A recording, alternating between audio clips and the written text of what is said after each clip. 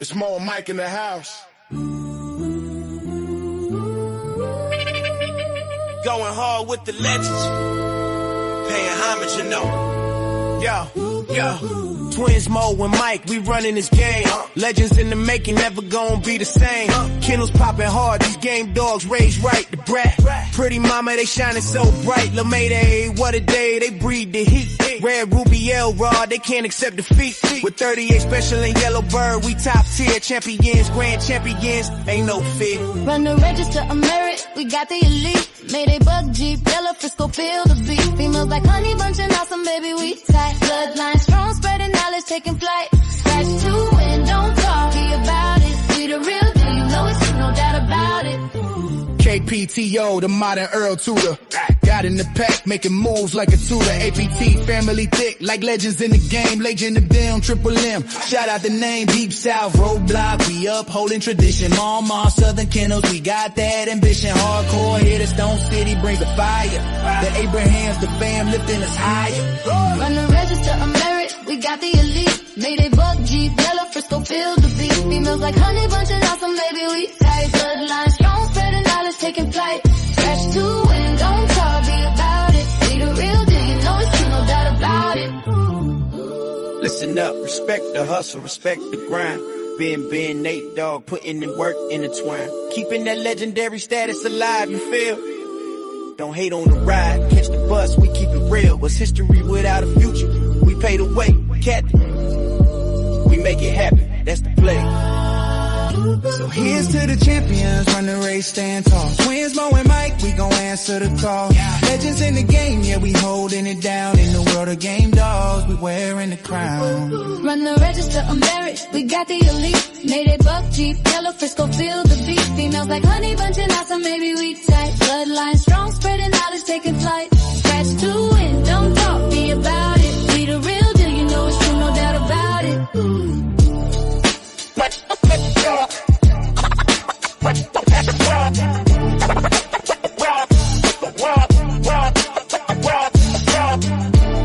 Shout out to Ohio Cash, the man with the plan, Rastaman Boom, Schoolboy, aka the. There's levels to this game. Develop your game. Develop your game. Develop your game. Develop your game. Rob.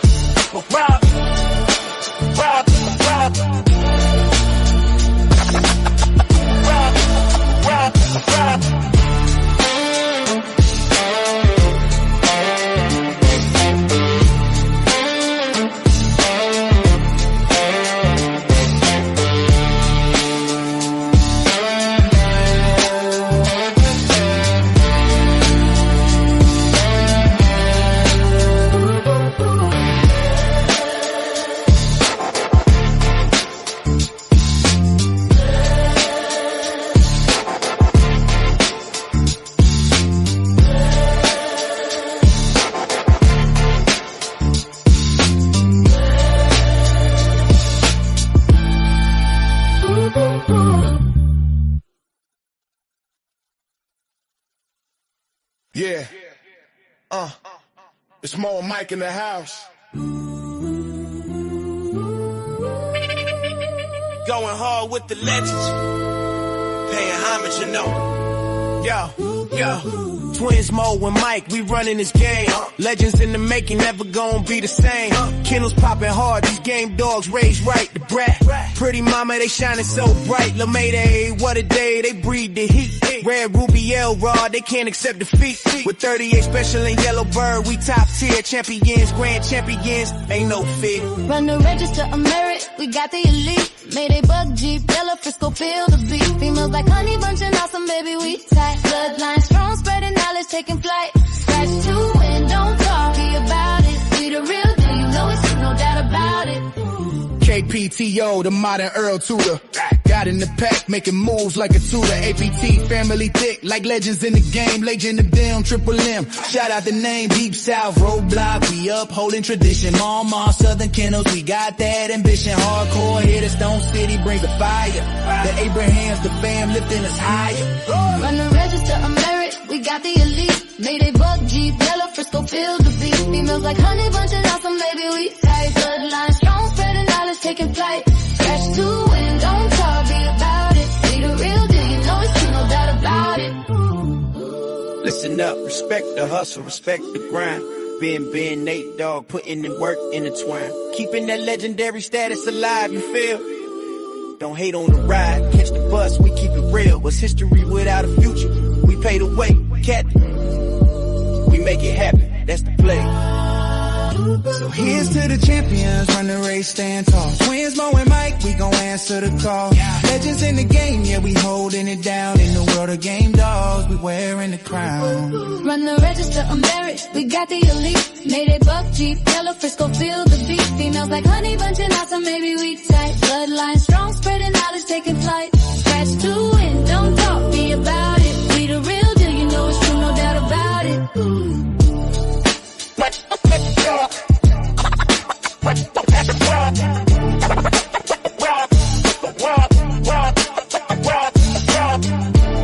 Shout out to Ohio Cash, the man with the plan, Rastaman Boom, schoolboy aka the.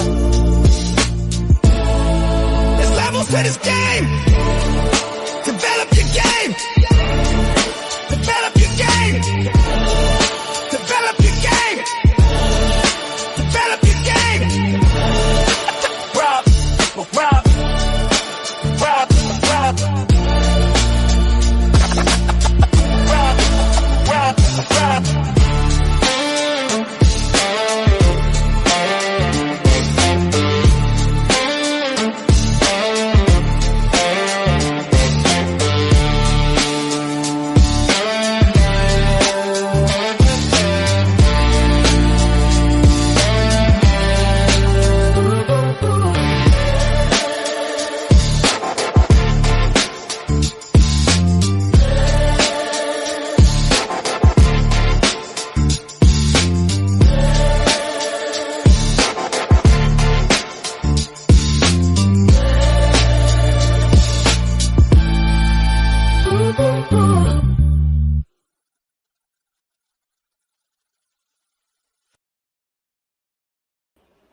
Shit. Mic check 1 2. Mic check 1 2.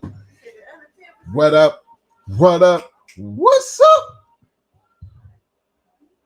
Big shout out to everybody out there in the Shark Tank. Big shout out to all my people out there on the back street. What's up? You see who I got out here tonight.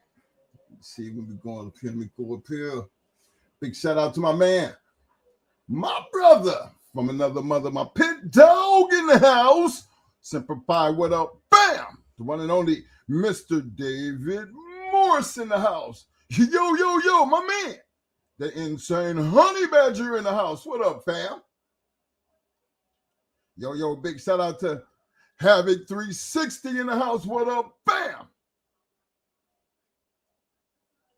Big shout out to my main man, Mr. Chico Nicholas. What up, fam? Let me see here. Big shout out to my main man, the one and only Mr. Vernon Starr in the house. What up? Bam! Salute to my man, Mr. Paul Johnson. What up, fam? Yeah, appreciate everybody for coming out on this Tuesday night. Big shout out to all my people out there on the back street. Hey, I want to give a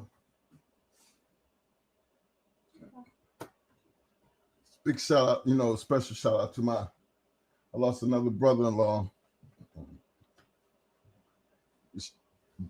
I lost a brother-in-law over the past week. 1 second. Well, it was a second, but we'd be burying him Saturday. Cool ass dude, man.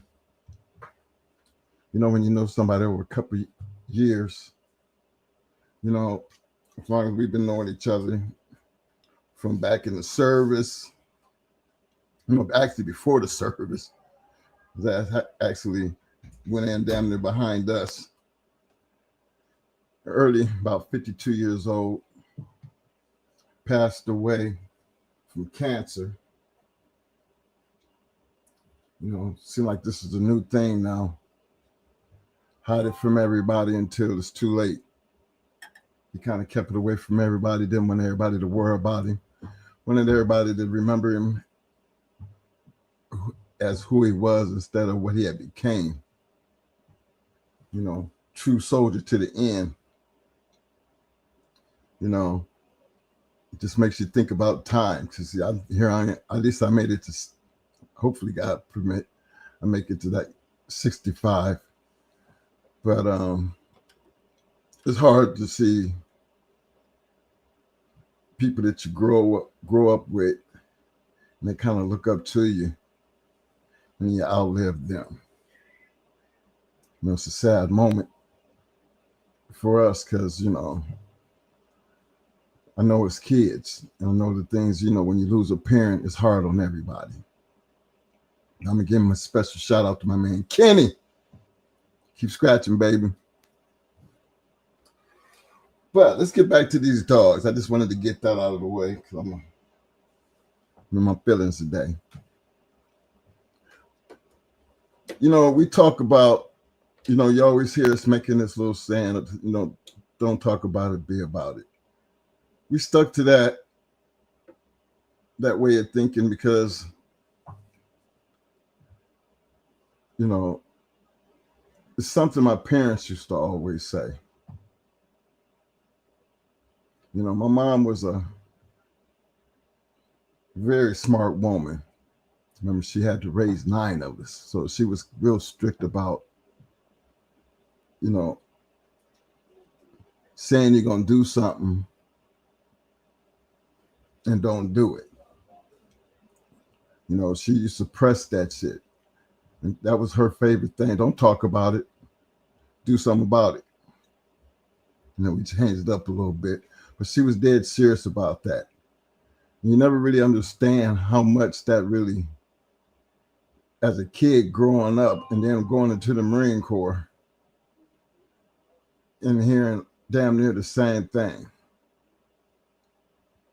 You know, and it kind of becomes a part of your life. Helps you push to be better at whatever you're doing. And in this Bulldog game, you know, it was kind of almost like being back in the hood, you know what I mean? Because everybody was a badass.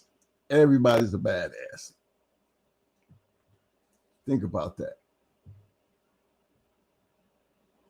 Everybody's the badass. Okay. I always felt like to be a real badass, you really didn't have to say much. You know, for me, I always felt like the most dangerous person was the most quietest person. You know, the one who really never said much.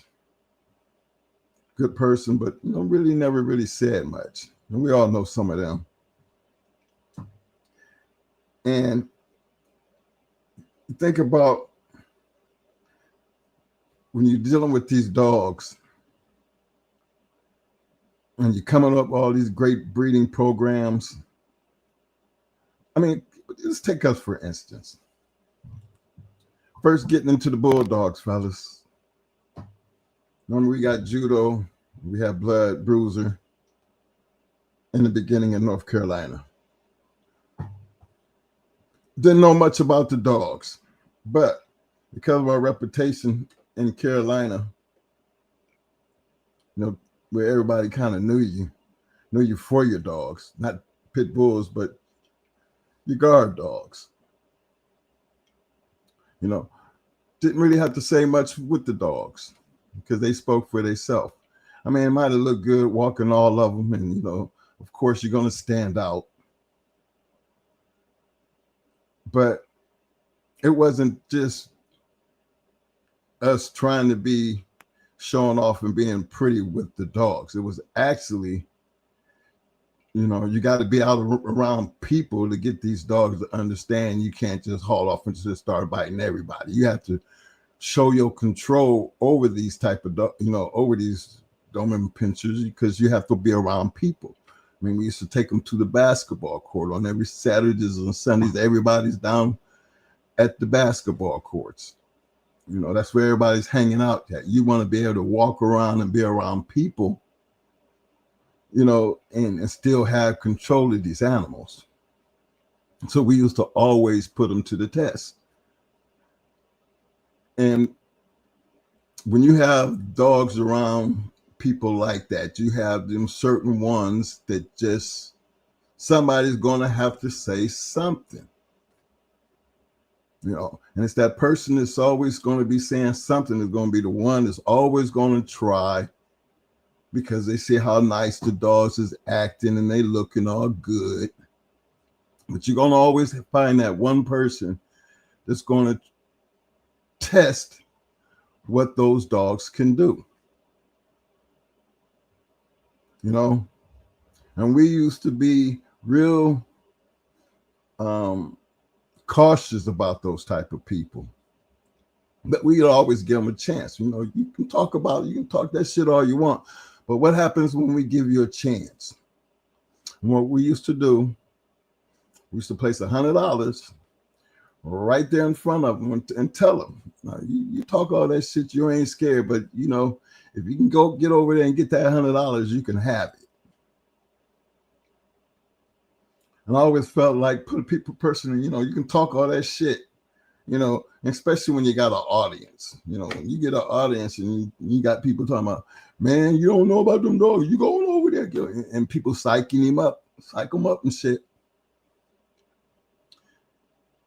You know, and it used to be crazy because, you know, you would always have that one person that just swore them down and they could get that $100. But you got 7 Doberman pinchers sitting there, and the first step that you're going to make, you know, more puts them on alert. Now, when they're on alert, they still sit there, but they're not sitting there cool and calm, because now everybody's on alert. And that one step toward that $100, you got 7 dogs that's growling at you. I mean, and if you're familiar with Doberman pinchers have they don't really bark. What they do, they snarl. They, you know, that doggy snarl. Imagine 7 of them dogs sitting there. This is patient, but they're on alert. Always knew that right there would make them back up. Because if they was really about what they started out being, they'd have took a chance. At least take a chance to go grab that $100. Just take the chance. Because that's where it all starts at. Talking shit got you in this situation. But finish the action.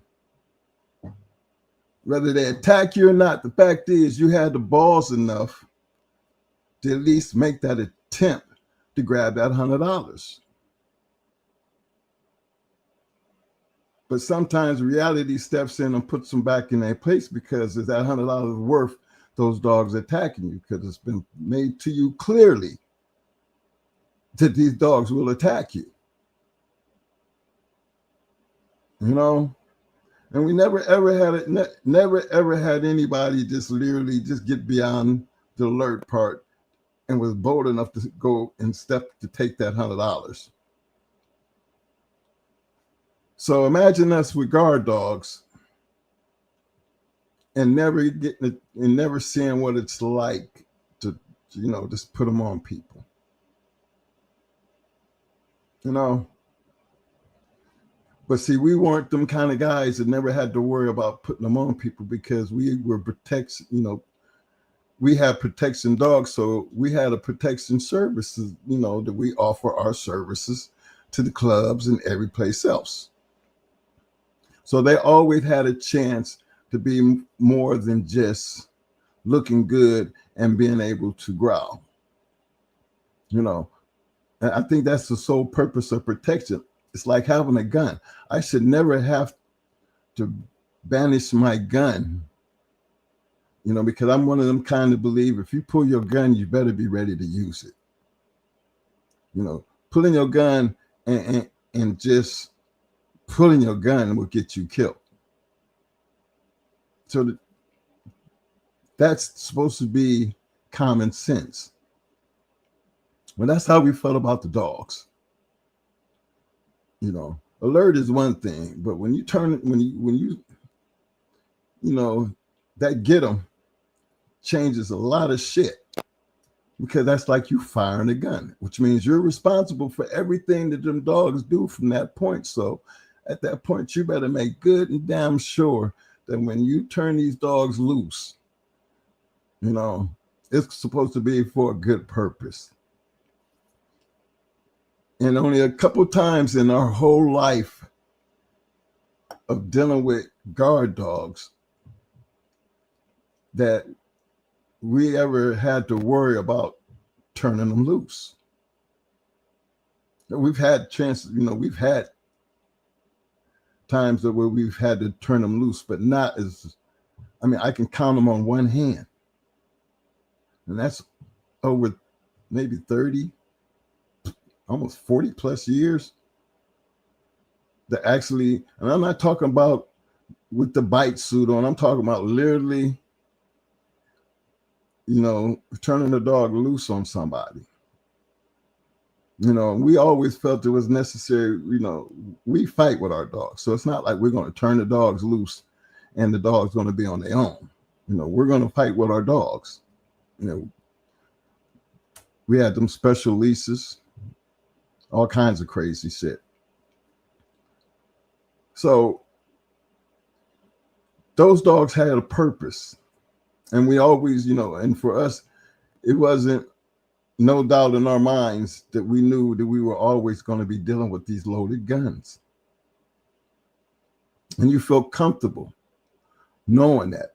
But there was a responsibility that came with knowing that.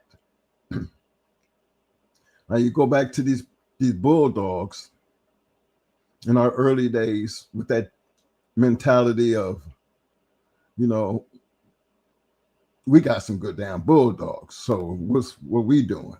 We gonna let everybody talk their shit, and we gonna go get the dog and let the dogs take care of the rest, not knowing any better. But remember that big head, and that's not knowing enough about those type of dogs. But you're beating up on things. Remember, we got our lesson. We got a lesson is, that woke us up to this game was deeper than just turning them loose and letting them go. Like everything, you had to start at the bottom, learn along the way, and get better at your craft. So understanding, like we understand in our protection dogs, is what was their purpose? How good were they? How well trained are they? You fire a gun off, nope, they're not going to run. They've been trained not to run. They're used to gunshots. We train them with gunshots, So you couldn't throw poison or throw food at them because they wouldn't eat anything off the ground. Everything that they ate had to come out their bowls. So you're taking protection dogs and you're training, you're poison proofing them. That's how serious we was about these type of dogs. Now these bulldogs was a little different because you thought all you had to do was just turn them loose, and you didn't have to train them to do what they was going to do. They just do what they do. But then after a while, and through the years, you're going to learn there's a lot more than just taking one off the chain and just cutting it loose. Now I'm speaking back, y'all back on the bus with me. We're going to take a ride back and get under better understanding of why we've pushed that issue about talking. It was important for us to learn every aspect of this game. Being once we got into these bulldogs, and and you learn there's so many levels to raising them. And not just raising them, having the right thing on the yard, being able to not just take care of them, but, taking care of the right thing. You want to make sure you're feeding the right thing, especially being, hey, we didn't need to pit bulls for guard protection. We had dogs for that. These are supposed to be, from our understanding, supposed to be fighting dogs. And, when you're young, first thing you're going to do with a fighting dog, you're going to be looking to be putting that fighting dog down. See how good they were. But that's the early part of the game. That's what, when I sit down and I think about it, that was so early in the game for us. We were just lucky enough to just have the good dogs. But we were just, sometimes the dogs can be better than you. And after that first loss and how things changed for us, it changed our mind frame. It made us realize a lot that we had to learn. Now, when we come on this show and we talk about our past, we talk about us, the things that we actually done, the mistakes, the whole process, understand it. We didn't come in, and just say we came in and just, with all this fire ass shit. No, fellas, we took beatings. When I say beatings, dogs stolen, judo and that unnecessary loss. I mean, a lot of things that we learned in the very beginning that inspired us to be better. And then just being around certain people would always set the standards, because it gave us something like a blueprint. And we took that blueprint and we tried to follow that blueprint. And the thing about a blueprint, you might be able to read, somebody hand you a blueprint. And the thing is, that blueprint is, it carries the design of the building that you're trying to create. And if you can't understand the blueprint, there's no way possible that you're going to be able to put that building up the way it's supposed to be put up. And that's the way these dogs went. You had to understand the blueprint to be able to, move forward and develop your success. One of the things that we learned early in this, fellas, is it took time. It really did take time. It took work. I think one of the biggest issues that we had in the very beginning was a lot of people talking. A lot of people talking. But you notice we only talk about certain people, because the people that had a big influence on us and those changes, they had a lot of credentials that went behind them. What can I tell Ohio Cash? What can I tell James Pope? What can I tell Cheryl Powell? And let alone James Edwards and Kimsey and Atlas. And to think those guys really didn't tell us much.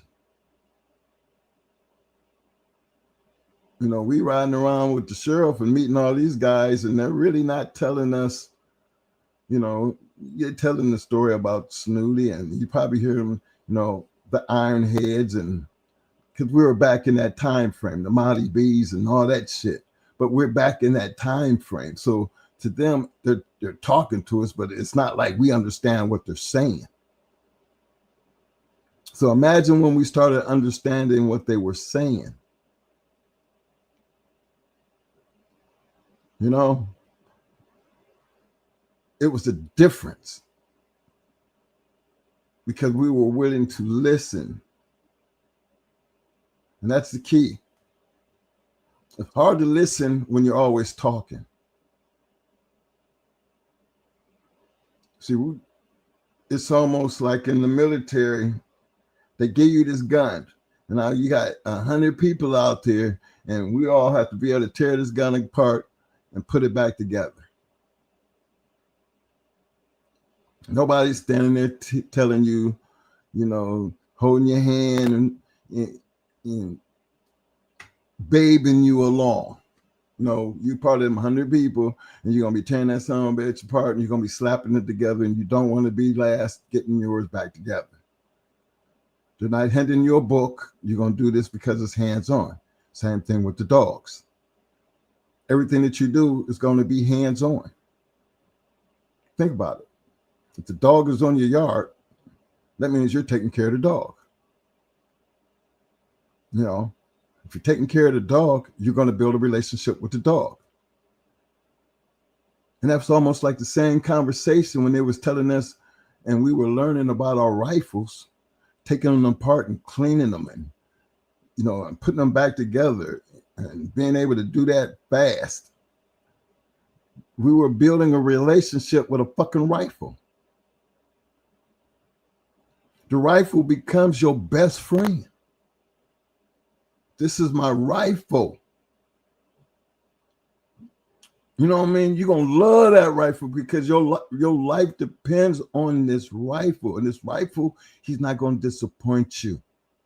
You're going to take care of it. You're going to keep it clean. You're going to aim it, and he ain't not going to disappoint you because you're going to hit your target. Now, that's the military. That's our training as Marines. And you apply that same concept to the dogs. And that's a good thing about the Marine Corps, because we did the Marine Corps thing, and there was a lot of the discipline and things that came along with it that we started applying to the rest of our life. And one of them applications was when we start actually dealing with the American Pit Bull Terrier, the warrior, the Spartan. Understanding the relationship that you really had to have with these dogs. And it might have sounded, you know, sometimes I think that sounds crazy to some people. And especially if you're early into this, you know, dealing with these dogs. But for somebody who's had, you know, experience, even if it wasn't nothing but guard training,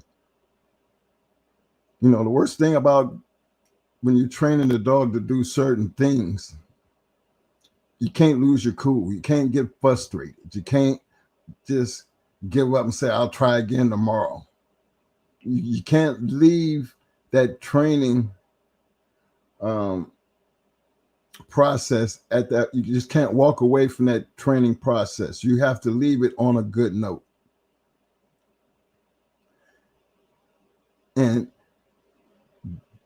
that takes time to understand and get to that point and be true to that point.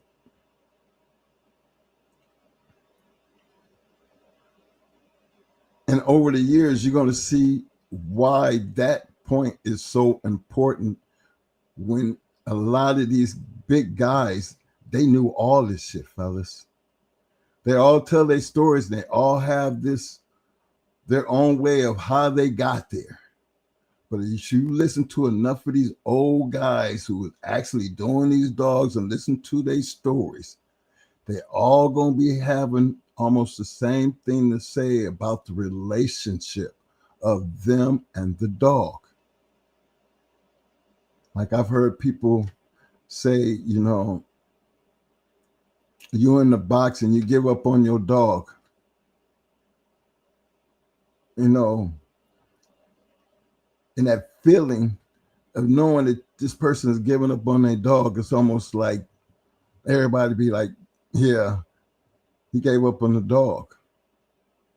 And the dog gonna give up on you. I believe in dogs have feelings. Dogs have this something about them, man, that they automatically, they have dogs out here who can tell you before you, they prepare you right before you're finna have a seizure.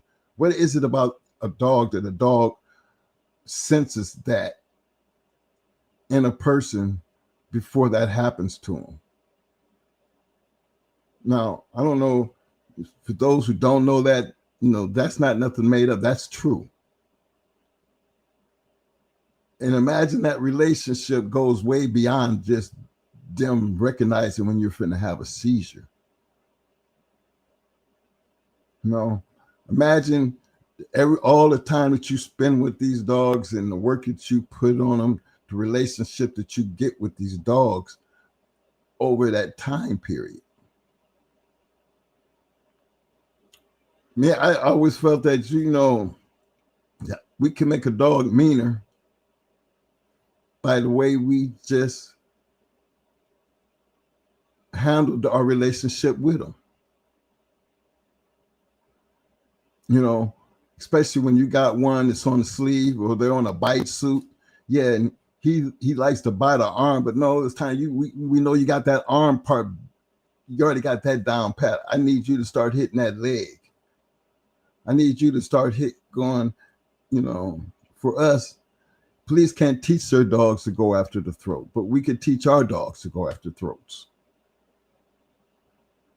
There's certain things that we had to instill in them and be right there with them to encourage them. This is what I need you to do. And you reward them once they start doing it. And almost like the dog's goal is to hear that reward sound. That's it. Good boy. Right there. Good boy. You'll see that tail just to go to wagging, or with the guard dogs, they'll be in that spot and you can see them biting harder and you'll start seeing them shake, because that's the spot that we want you to be at. And dogs generally try to do any and everything to please you. The key to that is, imagine doing that over a time period where it becomes a part of your normal program. You can literally get a dog to do anything that you want. Remember, I've seen you guys get out there, you'll see dogs walking up walls, tight roping, doing amazing things. Them things just didn't happen overnight. Those things actually took time.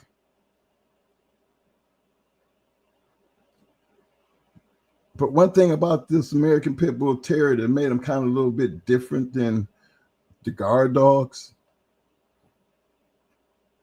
Pit Bulls have a trait, something that was just part of the whole makeup, the whole buildup.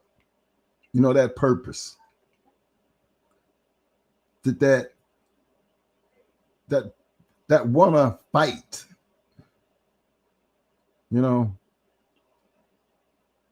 That wanting to fight, that warrior spirit.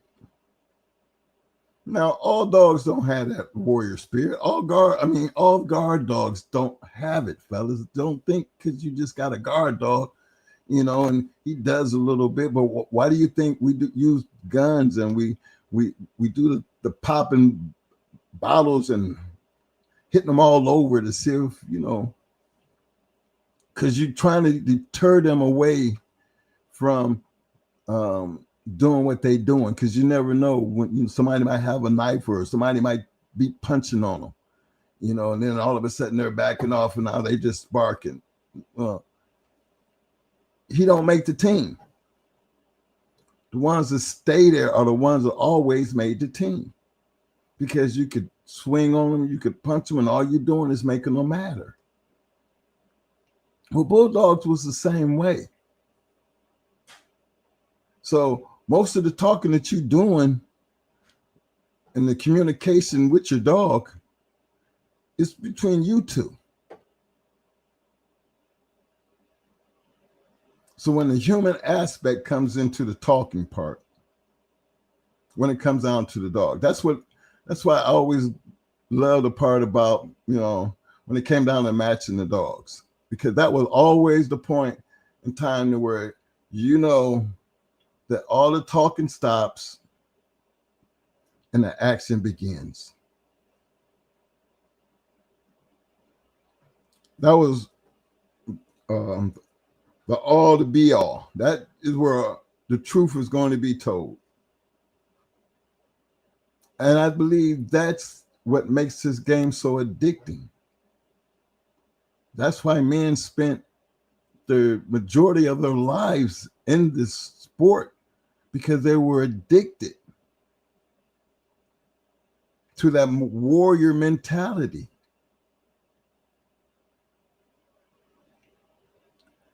See, the thing about, I look about, the first thing that somebody, when you're talking about the quality of the American Pit Bull Terrier.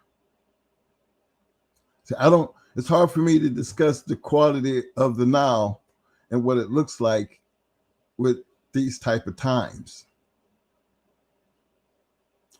But this is why you're back here in the early 80s with us from the beginning. Because I said early 80s. That meant we spent the whole part of the 80s before we got into the 90s, when things really start kicking into gear. Because by the time that we was into the late 80s and 90s, things were picking up for us. Things didn't really hit the fan until 96, 95, 96, when we got the yard in Florida. But look at all that time and the dogs that we went through and the runs that we had in Ohio with those dogs. I would say those was our earlier years, but in the early years of that whole learning process, I never ran across a bulldog, man, that talked a lot of shit. Talked a lot of shit, and didn't have some badass dogs. That's why I said that, evidently that just happened to be a part of the game. So for those who don't never been around it, just be in a room with a bunch of bulldog mans and they're talking about the history, you'll see what I'm saying. Bulldog talking is a little bit different than just talking shit, because they're talking and speaking from experience. You see, that's the thing I loved about the American Pit Bull Terrier community. If you was willing to talk that shit and be about that shit, you became you was a dangerous man in the game. Because some people don't like people to talk shit. A lot of guys were I don't like him. He talked too much shit. Y'all been around them kind. You hear them kind. That talking shit, get on some people's nerves.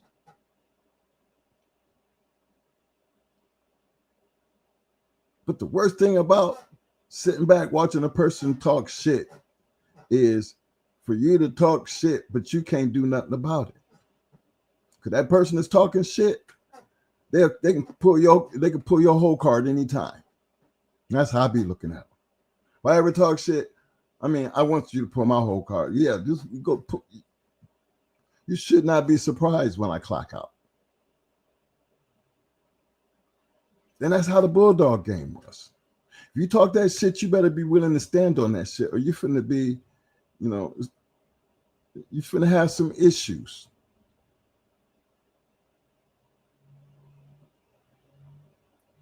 And I've always felt that if you put in the right kind of work, all the things you have to align to be in a position to find yourself in amongst an elite group of people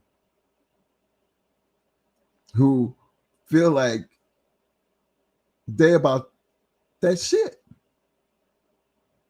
They dogs is really about that shit.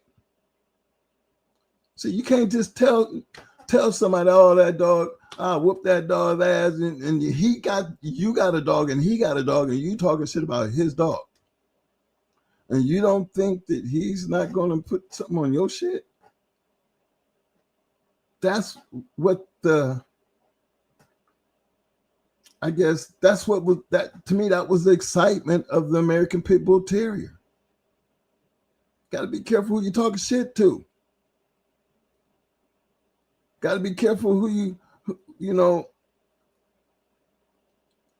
calling out. You know what I mean?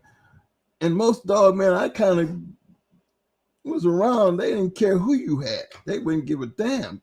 They wouldn't care. But there are some times in this game too that I understood too, that sometimes you act like you didn't care, but in true reality, you did really care about certain dogs and dog men. Some people used to be scared simply because of the kennel. You out there, you might be beating everybody up in the neighborhood, but as soon as somebody outside the neighborhood step in, you need to keep that same energy that you was in the neighborhood. Because that's what I call leveling up. You got enough people's attention to where it's time to come out of the neighborhood. Now, of course, you got your chest all stuck out because you done beat up on enough of the neighborhood and everything. But now all of a sudden, you done brought attention to yourself. Keep that same energy. No. You need to keep that same energy, because it's that same energy going to teach you how to run your mouth and stand behind what you're saying, compared to running your mouth and then bite off more than you can chew. See, those are them hard lessons that you have to learn to experience, to understand the full meaning of don't just talk about it, but be about it. I never could understand, again, why a person would get mad just because of the name. I never understood that. Because that's a big kennel, or you think that's a big kennel, and all of a sudden you're supposed to be worried about them. I would think that would make you work harder. I mean, if you're fixing to go against Fergie or Ed Farron, these good conditioners, some of them big kennels, like when we locked up with the Legion of Doom. I mean, you think everybody wasn't telling us who the hell we was fixing to go deal with? Telling us about their record, and this is it, and y'all gonna be on this big show, and everybody gonna be there. Is y'all ready? To be honest, fellas, fear never crossed our minds. What crossed our minds was the opportunity to go in there and go beat their ass. Now, some of y'all hear that shit and just be like, oh, y'all cocky and all. No, I don't understand that way of thinking. And keep this in mind. I'm a young man, but I'm also a trained military Marine soldier.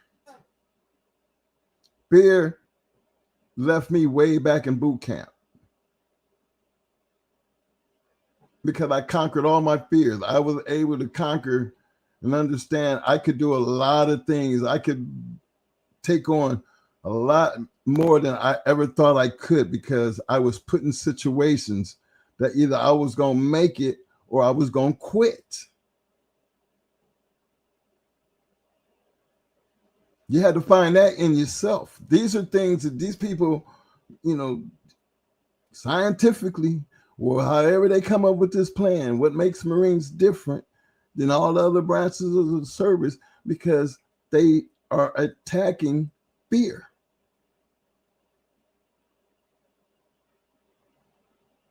They want you scared enough to run up that hill and put it all on the line and don't worry about dying.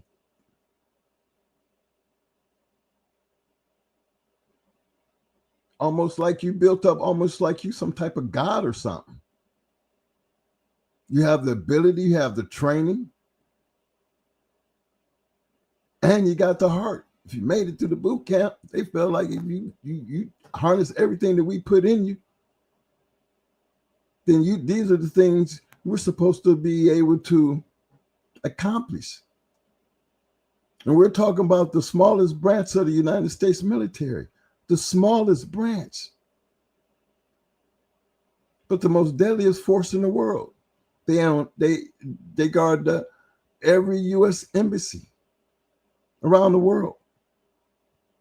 They own every naval ship. They guard the president. That small group of crazy killers. To understand our mind frame when we're talking about the way we raised our soldiers, our Spartans, our dogs were our warriors. There was no such thing as fear when it came to getting that warrior in a position that he was able to do the job that he was required to do. I'm hoping this makes sense to a lot of y'all. Because I come from a land and a part of life that even when I got out of the military, I took that way of life back to my home, back to I lived in North Carolina after the military.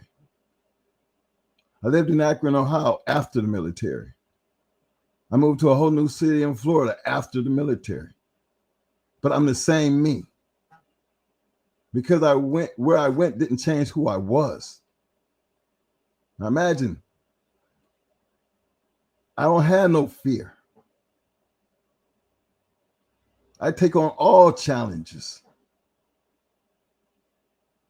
At 65 years old, going through all the shit that I have been through and changes in life, I still believe in my heart that I am nothing still to be fucking with.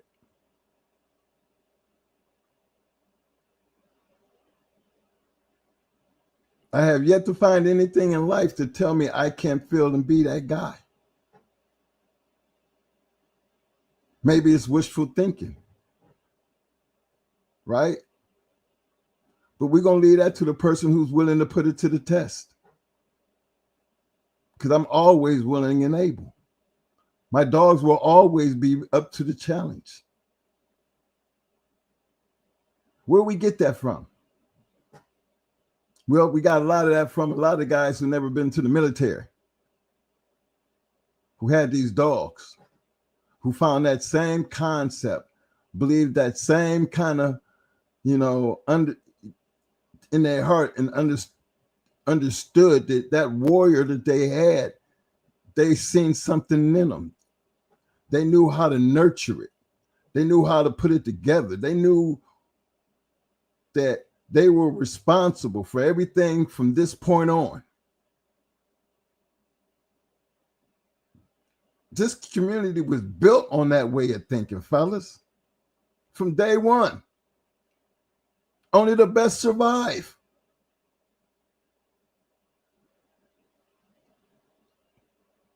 Not everybody could do that.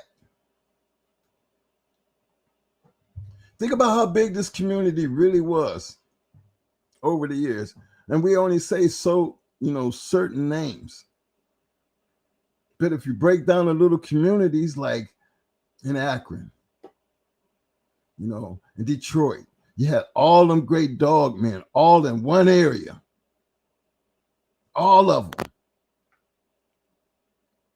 Think about the little guys that had to come up in those situations. Think about them. Ain't no more.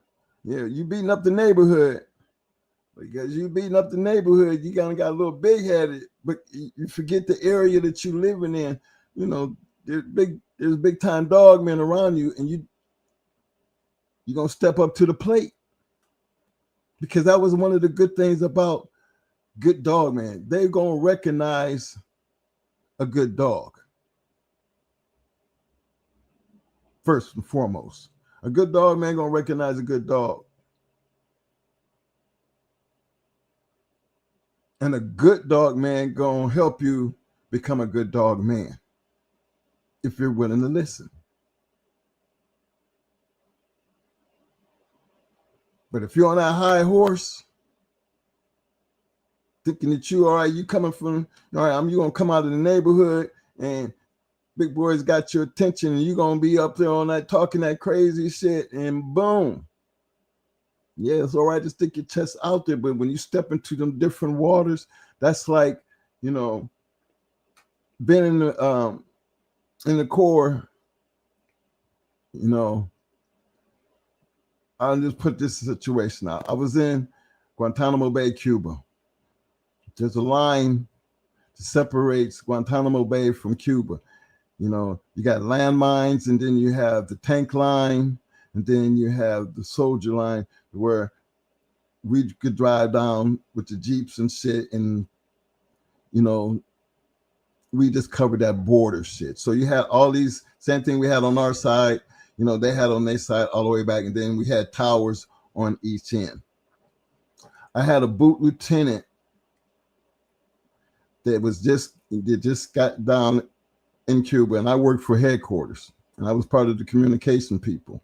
I did communication, but I was a sniper for Second Combat Engineers platoon, but I was headquarters communicator. So they asked me, he wanted to go down and he wanted to go take a ride down on the line. Now he had his insignia on, and I asked him, I said, sir, being that we're non-commissioned officers, there's a ranking system in the military. So I'm telling him, sir, you have to remove those bars. But I guess nobody told him, well, I guess he felt like I couldn't tell him that he had to remove his bars, because I guess he felt like removing his bars, he was going to lose his identification of who he was. And he's a lieutenant, one of them. I had one of them type of dudes. And I tried to tell him, hey, you don't want to be wearing them bars down there on that line.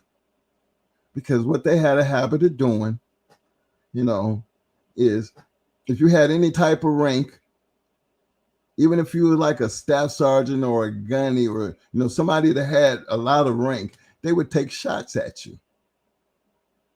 Now,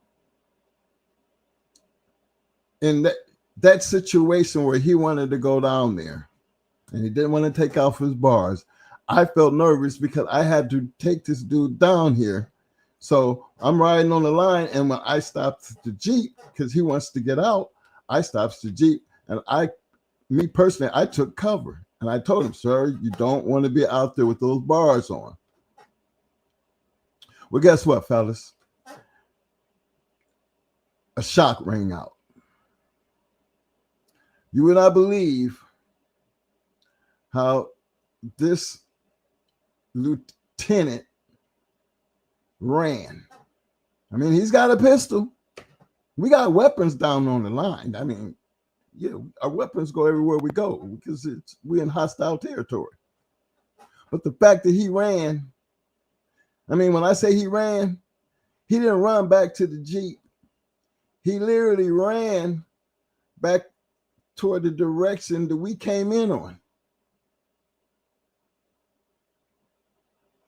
And that was the funniest shit I ever seen in my life, because this is the same one that did not want to listen to me tell him that this is not the place to do that. And you would have thought that somebody else would have told him that prior to me being, at that time, I was a Lance Corporal. I just my rank wasn't enough to tell him to take off his bars. You know what I'm saying? And that fool went down there, but you had to see him running up out of there. And I'm talking about it's a long stretch. You know what I mean? And you seen, now I don't know if they could have hit him, if they wanted to, whoever was over there shooting out the tower, they could have hit him because they hit the Jeep about 2-3 times. But to see him running like that, I mean, he didn't even come back. He didn't get behind the Jeep with me and draw his pistol or nothing. But the minute them shots start ringing, you see everything goes into alert. You know, first thing they tell us is hold fire, hold fire. Where's that shot coming from? You know, it'd be one of them. But it's not the first time. I've had guys who was getting out the military, have like 2 weeks left and still have to go out in that same area and clear the mines, you know, because they always was switching the mines around. They were, you know, 2 weeks in, you down there mine, you know, cleaning, you know, doing a mine sweep, and boom. You hear a lot of them tragedies, you know. But for this lieutenant to be the first one to pick up his shit and haul ass, had his chest all stuck out, didn't think it mattered. No, the little man, little peon like me can't tell him shit. He chest all stuck out. He just gonna go out there. You know how many of them guys I've seen in this dog game? You know how many guys I knew like that in the streets? Never wanted to be one of them kind of guys. And I always use those type of guys when I'm trying to teach people how to do shit, because you don't want to be one of them type of guys. You know, I hire people to do jobs, contract jobs. You come in and you tell me, yeah, I know how to do this. I know how to do that. You know, I've been doing this for this many years. Okay. I hear what you're telling me, but now when it comes down to showing me, I see a different type of person. If it's something I can do to make them better, I would. But then you have them ones that just, you know, they haul high strung and you put them in them pressure situations and they crack. You know, I prefer not to deal with them kind because they know too much.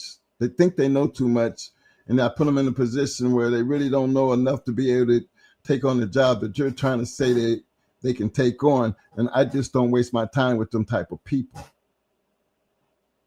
because this is a waste of time. You'll find this kind of shit in this dog game. It's easy to talk a whole bunch of shit until it's put to the test. Never want to be a person who's always talking shit and not be willing to put your shit to the test. See, over the years, you hear a lot of these great fights that never happened. You know, like the Shady Lady and, you know, the Queen and Shady. I mean, there's a lot of them out there. The Lionhead and Satan was a good one that just should have happened and didn't happen. See, it's okay to respect your opponent. And I don't call that, you know, I don't know how some people might look at it, but sometimes it's easier to protect your reputation than to just put it on the line. You know, and that's what a lot of, you know, some of them guys were just basically looking out for themselves. You got 5 wins. Why would you, you know, take that one more shot, you know, and then boom, you went from grand champion to ex-grand champion. But at least you took the shot. You did take the shot. Got to respect that.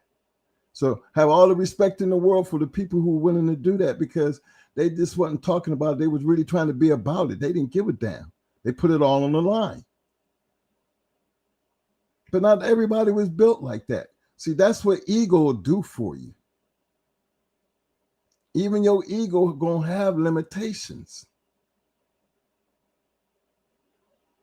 But if you really believe in your body of work, you don't fear shit.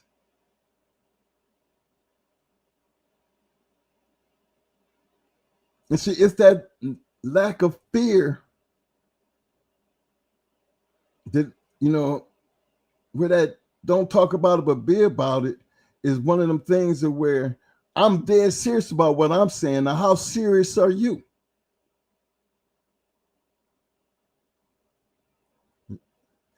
How serious are you really? See, the American Pit Bull Terrier is an animal that needs you to help prepare it to do whatever that task is. And that is not an easy task to prepare that animal for whatever your purpose is. Just like, unless you've been through a Marine Corps boot camp, we can sit here and talk about it, but you will never understand what it really meant to become a Marine until you actually got out and was willing to go through what it really took to be one. And I always use them because that's the closest thing that I can relate to in my life, that I can relate to the dogs. Because not everybody could make that team. And the demand was tough.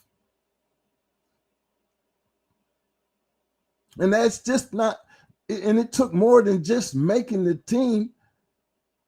Once you made the team,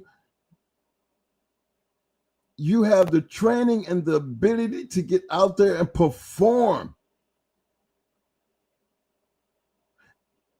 And you still have them running around like that lieutenant did that day.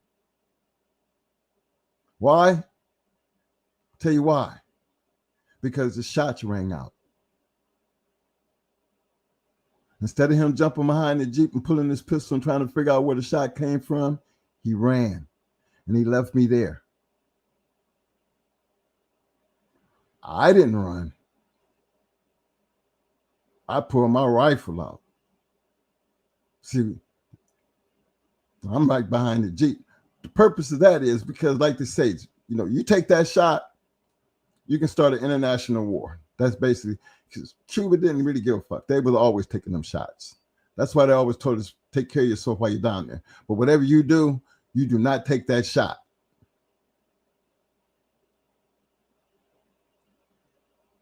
All you got to do is survive long enough for them to find out where that shot come from. We're going to put a whole lot of shots in that direction. But don't you take that shot. You take cover. Tell us where that shot came from. We're all going to deal with it. But I'm looking at the lieutenant who ran off and left me and ran down that long-ass road trying to get the hell up out of there, which was funny to me because this is the same guy who acted like he didn't want to hear what I was saying. This Bulldog game was full of a lot of them. Y'all, I'm not saying everybody understands the street life. Street life got them too. You're going to run into them in all aspects of life. Even sometimes some of your baddest ass people, your bosses and shit, they think they all that and everything until you check their ass. And then, they become humble. Because then by this time, you're like, man, fuck this job. You call me out my name one more time, I'm going to beat your ass type of situation. This job don't matter, but you ain't going to keep disrespecting me, right? You're going to see a whole different look at this person. They're going to change because now the game done changed. It was all right long as they was disrespecting you. But when you took enough of their disrespect, now it's time to stop talking and let me show you what's going to start happening, you're going to see a different person. See, we're in a time in this community where there's a whole bunch of goddamn talking going on. Whole lot of talk. Because there's no way, unless you guys are ready to get out here and put in that work and go jump on them treadmills and all that other shit, there's no way that y'all can convince me that all these great breedings you're doing is going to guarantee you the superiority of the American Pit Bull Terrier is going to be based on what I'm looking at on as far as the piece of paper. Y'all can't feed that part to me. I don't know how do y'all accept that going into the future, because that's not a part. We don't come from that part. So let me repeat that so I don't have everybody flipping and tripping. I don't live in that area. I'm a part of this area of the now, but I can't tell you what that's going to look like. Because I came from an era that you're talking. I hope you got enough heart to step over that wall where the talking's going to stop. See, those are the moments that we read about in the journals, and these are the things that history was putting down in the books. This is why it was, for some of us, that was necessary, because that was like you're playing the pros now. You're getting out there amongst, people of your peers who willing to take that chance, who willing to put it on the line and get it recorded because you wanted to be a part of that record keeping situation. Even if it was a loss, the fact is, you still in there. Remember, we showed you a couple people, Jihad in the early years. You seen them taking them losses, a couple of them taking them headshots, but that was early in the game. Even the Gator boys, they was taking them headshots in the beginning, no different than what the headshots that we took. But over the time, they got better. If anybody y'all familiar with Southern Kennels, the Victor Eckhart interview, how he got tired of getting his ass whooped, so he went another way. These dogs bring that out of you. It's going to come out of you if it's in you to be better.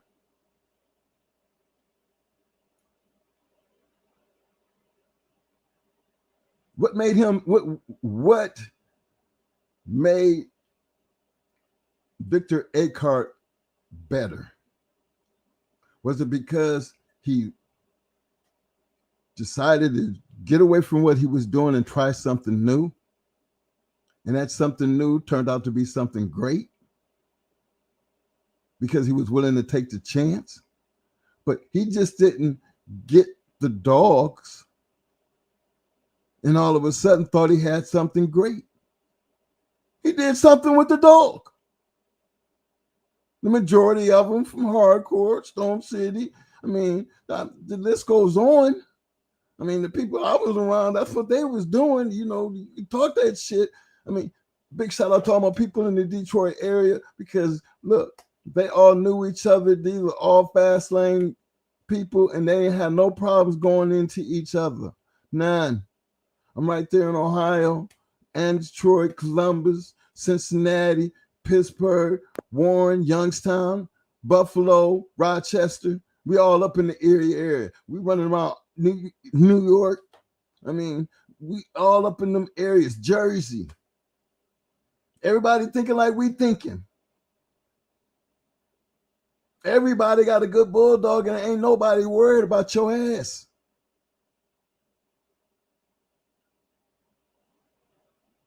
Now, I ain't me just talking about big-headed. Anybody that was in this game, they know that. Especially if they were a part of it. That's what I was calling the love of the game. We all understood the risk.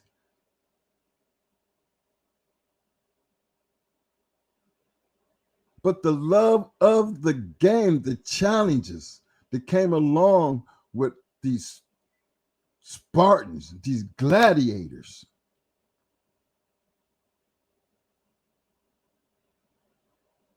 Times change.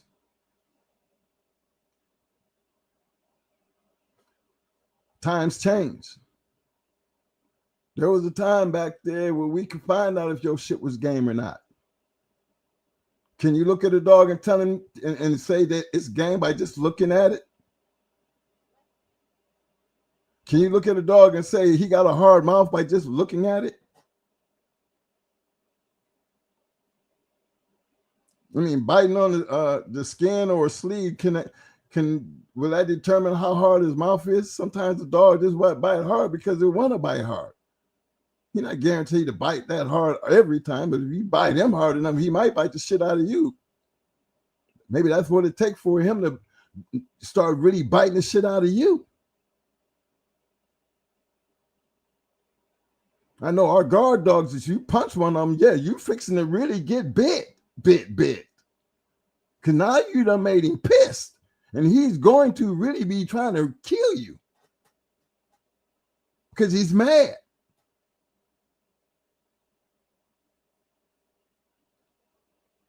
So that's why to me, it was always harder to talk shit back in the day and not show it with a dog. Because then if you couldn't show it with a dog, then, you weren't going to be around too much longer any damn way. True story. When Beeline, I think, Hardcore, somebody dropped an interview with Hardcore, and they was talking about the whole Beeline thing, how Hardcore was the one who really started the whole Beeline thing. We did a show on this. And Beeline going to try to save their neck, their little reputation, and they're going to go into 9 milli with the so-called champion dog they had. And how that turned out, because it ruined them. All them fake ass champions, all that fake ass shit, and you tried to save face and just made it look worse. That's what journey happens most of the time. Streets the same damn way. You run around out there, you all this, you all that, because there was a lot of coming out of the streets. You see, I ran with some good people. I wasn't a shit talker. I wasn't a bully. I'm not a bully person.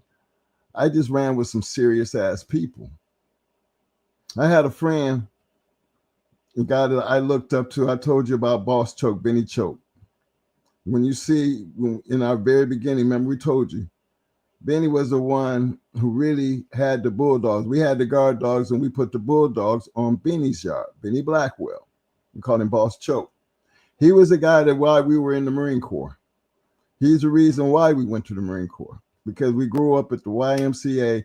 He was like a mentor to us coming through the Y, and you know how the neighborhood Ys was. You got to play basketball, and everybody's down there, and you just got to fit in. So your ability, you got to find what's your ability. Was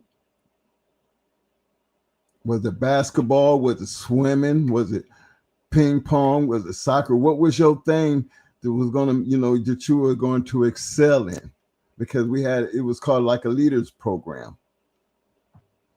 See, people like Benny, and I can still remember my leaders when I was a kid that inspired me to become a leader. And now I'm mentoring young men, and that inspired me to become a coach. See, all these things led to things. But the reality of it was, if you ever find yourself in these situations, what kind of person are you going to try to be? When you're dealing with these dogs, what kind of guy are you going to try to be with these dogs? I mean, I see people out here looking for this bloodline and that bloodline, and I'm trying to put this, add this into my program and all that. And okay. And it all seems like it's a whole lot to make, the pedigree look better. When you look at dogs, right? And I'm going to do a show on that, because you can look at a lot of pit bulls, bro. I mean, in my years, we've been through a lot of damn pit bulls, and I can truly tell you. And if y'all look at just some of the dogs that actually got off our yard and other people's hands, and then 25 years later, those dogs that came off our yard that we gave away who didn't make the team because our team wasn't about the breed. Our team, we was taking the best, and that's what we were using. Not everything you could use, but it didn't mean it didn't have a purpose, because somebody else found another purpose for it, and it worked out for them. So those purposes is always going to be there.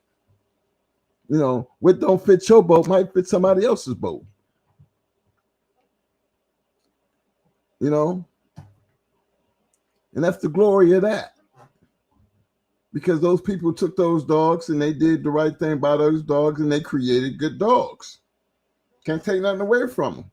That wasn't our work, that was their work. We created the dog, but it was them who put in the work that made the dog worthy of being even talked about. Twin, why'd you get rid of it? Because it didn't work on the yard, because we wasn't breeding nothing. We was using the shit we was using, and he just didn't make the team. Well, what you do with the dog? No, I ain't do nothing with the dog. I just bred the dog. Oh, I see he breed, got some fire out of his ass. One thing he could do, he could produce. But a point is, if you're breeding, or even, if you're just even dealing with these dogs, and we are in the age of, man, haterators are at an all-time high. Now, coming from the game, and I know I got a lot of a lot of dog men out there who probably, they back in our time. They probably not as old as me, but you back around in that time. Y'all understood that when you talk that shit, you better go get a dog. You talking, even if you was in the hood, these OTCs, shit, you run your mouth, shit, I'll be back. In the hood, man, it was never really a fair off the chain. They was always being prepared to waiting for the next person to open their mouth. They already got a work dog, go over there. They finna come get that money. Because I know some of the older OGs was definitely doing it. I just never was a fan of it. But them young boys running around there, that $2,000-$3,000 running that damn mouth, talking about, hey, boy, what you got over there? Yeah, he all that. Oh, you put some money on? Yeah, I'll do this. And then go, that's an easy come up for some of us. That was an easy come up. We gonna go get that before somebody else do. We got to get that.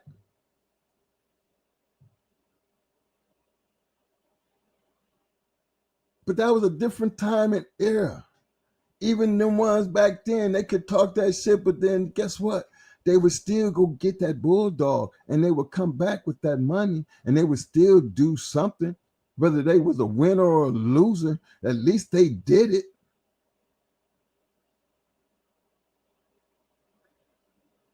There's a difference.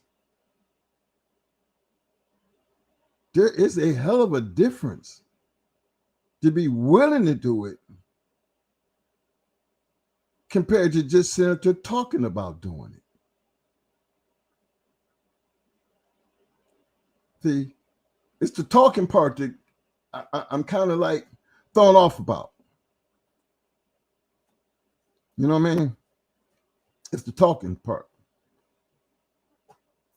And understanding why I look at that from my position. Because, one thing, I heard somebody say you get on here and you start talking about what you did in the past. How stupid is that? Well, I have seen so many interviews of so many dog men over the years that I don't understand why somebody would make a comment like that, because it's a part of history.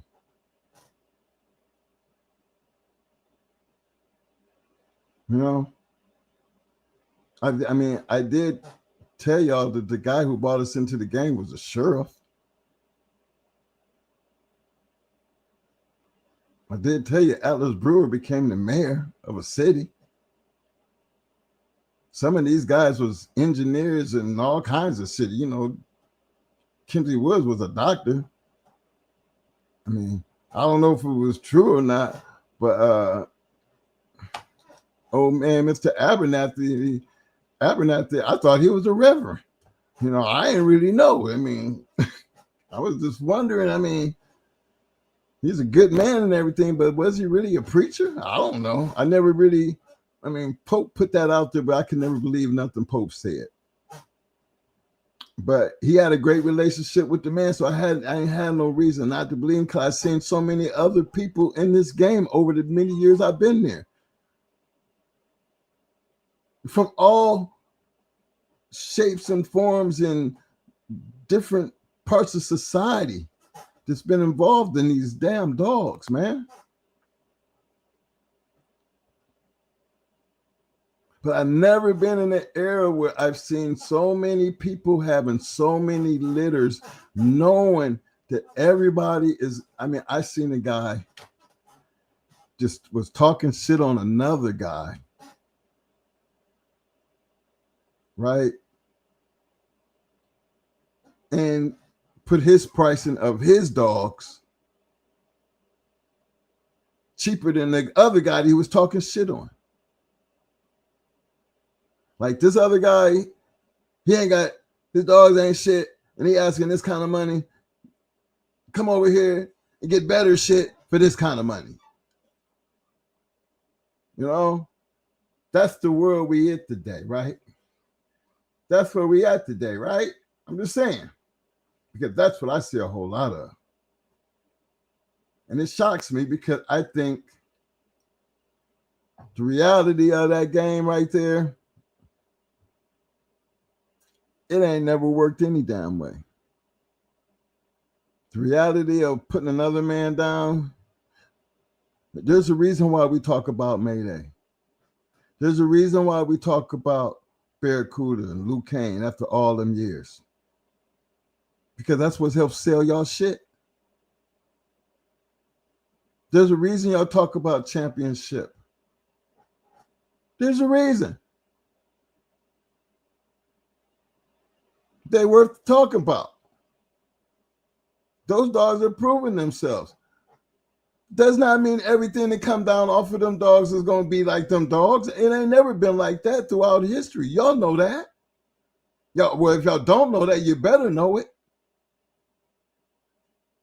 And then they say, sometimes you got to be careful who you get your dogs from. Okay. That makes sense. But then you think about it. Whoa, wait a minute. Who are they really getting their dogs from? Ain't nobody doing shit. Okay. So when I hear, those type of things and understanding those type of things, because remember, I'm not really a part of this.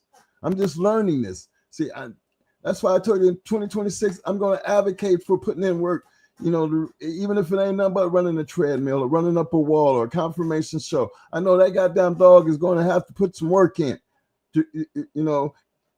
because you're showing your work. Your work will always speak for itself regardless of what you're doing. At least you're doing something. But I know with all these goddamn puppies that I'm seeing, that people out here advertising and everybody putting each other down and everybody, he ain't shit or that ain't shit and all that bullshit, but ain't nobody ever going to be able to identify What makes your shit better than his shit? And y'all doing the same thing, which is nothing. Tell me how that's working out for you. Where does that give you room to talk shit on anybody? See, that takes me back to my military days. That takes me back to my street days. That's why y'all have known, as long as y'all have ever seen us do this show, you say you hear us always say our partner, and you see me just leave it alone. I say what I gotta say, and I'm done with it. I really be merely done with it. Cause anything after that makes me just like you. Oh, you just talking. Nah, I say what I gotta say, and I'm done. I really mean I'm done. Because anything further than that, you know how I feel about that. Don't talk about it. Be about it. I say what I gotta say, and I'm done with it. You don't want to see the other part. I'm not that guy. I don't never want to be that guy. But just because I don't want to be that guy don't mean that I can't be that guy. I've lived to be 65 years old through some of the hardest times in life, in some of the most dangerous places. And you know why I've been able to live like that? Because I ain't never been afraid. I'm always willing to take a challenge.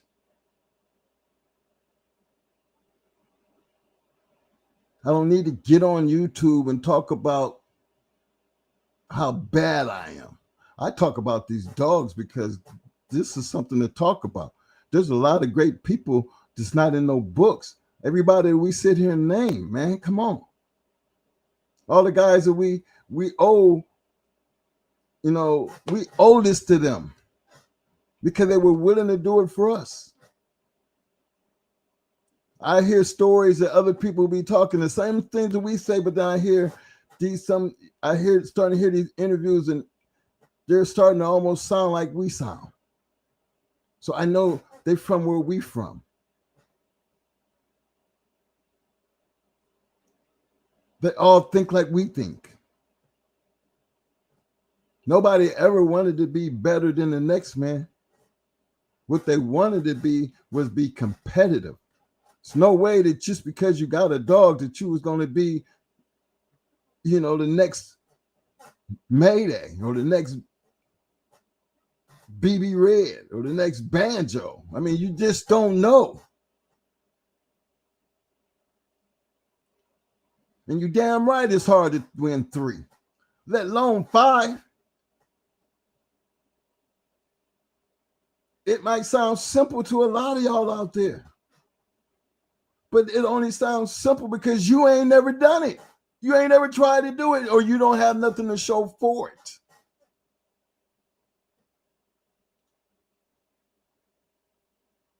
See, that part right there.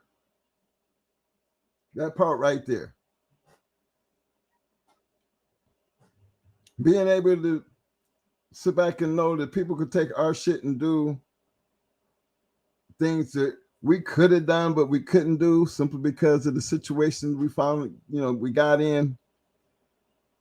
And I mean, for those who don't know, when we got into that shit in 2004, Mo trial didn't that trial didn't happen till 3 years later. 3 years later. So that put us up in 2007, 2008. If not even, I might have that wrong because it might have been in 2008 because I think that was the last time the journal was running and Mo did catch that case because he wasn't doing that with that new batch. He had just bred them. There was a new bunch that came off the old shit. But there was a lot that happened that when that shit did happen for us, we cut all communications off to any and everybody. I mean, when I say all communications, they couldn't even call Twin, how y'all doing? I heard, no, we didn't even, there's nothing to talk about because you don't know what these people out here doing. Y'all wouldn't believe how many people that they was trying to come and get depositions and all types of shit, bothering, people that they thought that we knew and trying to get them motherfuckers to tell. You know, what they gonna tell? You know, it's gonna get back to us. But the thing is, the fact that they tried. So yeah, we can sit here and tell you the games that these people play.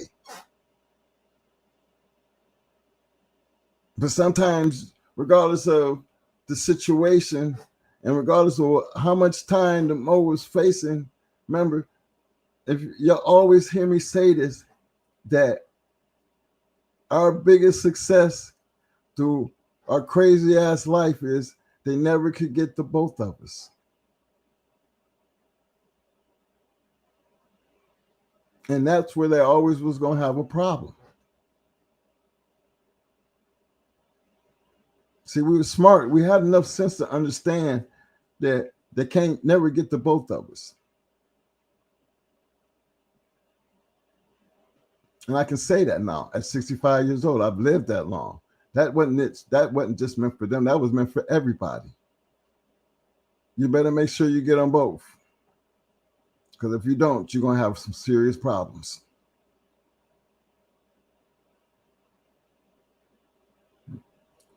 That's not me just talking. That was fact. That's business. It's where you carry yourself. That's not me just talking. You never know just how far that what I'm saying goes until I stop talking. Nobody wants to take that chance. I mean, you got it. After a while, people understand it's sometimes, you know, like that lieutenant. You wanted to go down there with them bars on, and you didn't want to listen. But when the shooting stopped, I would have had a lot more respect for you if you had just ran back behind that damn Jeep like I did and pulled your gun out and at least pointed it and did what you were supposed to do. And that is determine and figure out and help me figure out where that shot came from. Because we got a whole United States military that's backing us. Now, you don't want to be the one who started international war, because they always thought you don't want to be responsible for starting an international war. You know, that was a big thing. You don't shoot back. You find out where that shot came from, and we're going to take it from there. Remember, they had tanks. They had whole battalions over there. Trust me, believe it. I wasn't stationed there. I was part of headquarters that came from Camp Lejeune when Cuba had them down, when Russia had them down submarines outside of Cuba, and they sent all of us over there and moved our headquarters, Second Combat Engineers, into Cuba, and that's where we were stationed at. But I would have had a lot more respect for the lieutenant if he had just kept his bars on and jumped behind there and, you know, and took cover and helped find out where them shots come from, than to just take off, didn't give a damn about me, and start running. So that, you know, he was a tough guy, but he really wasn't a tough guy. He really wasn't that tough, y'all. And there's a lot of them. There's a whole lot of them in life.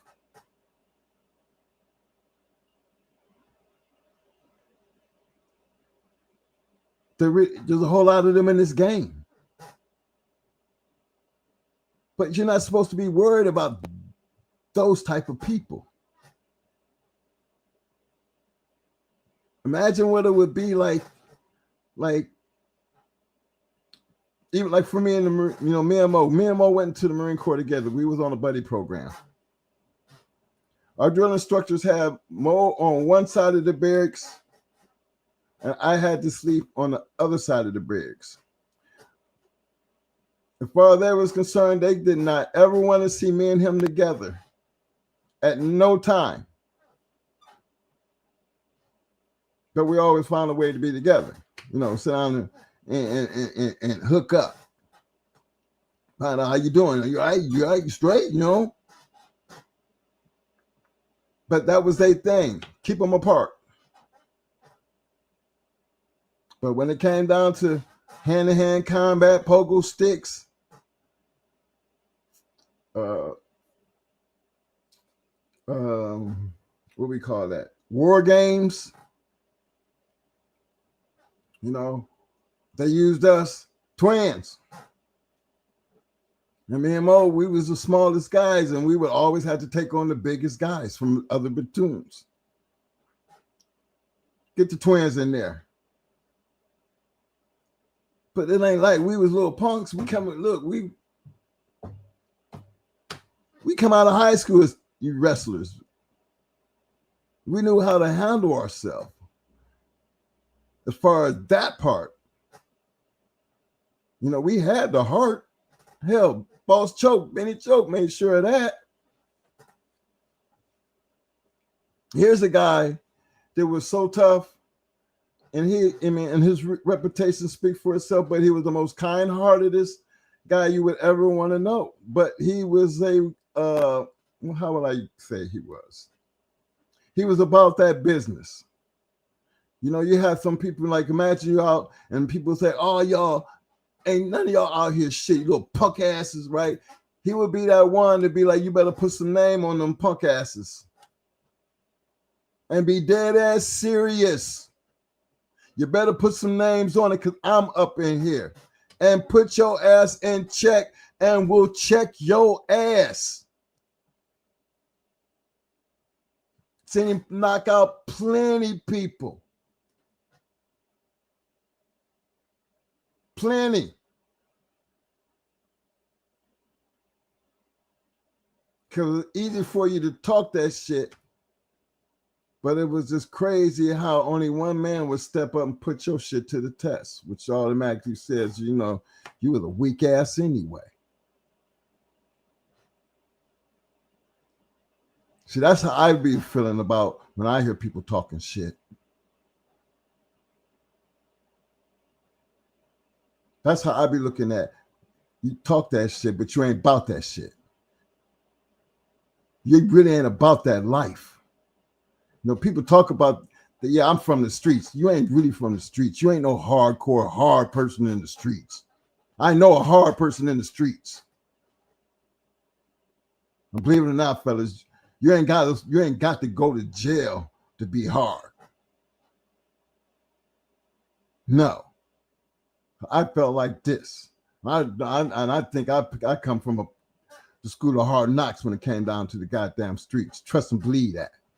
And if I don't go to jail, ain't nobody around me supposed to be going to jail. Ain't nobody running up in my shit. Ain't nobody robbing me. There ain't nobody supposed to be robbing you or taking your shit.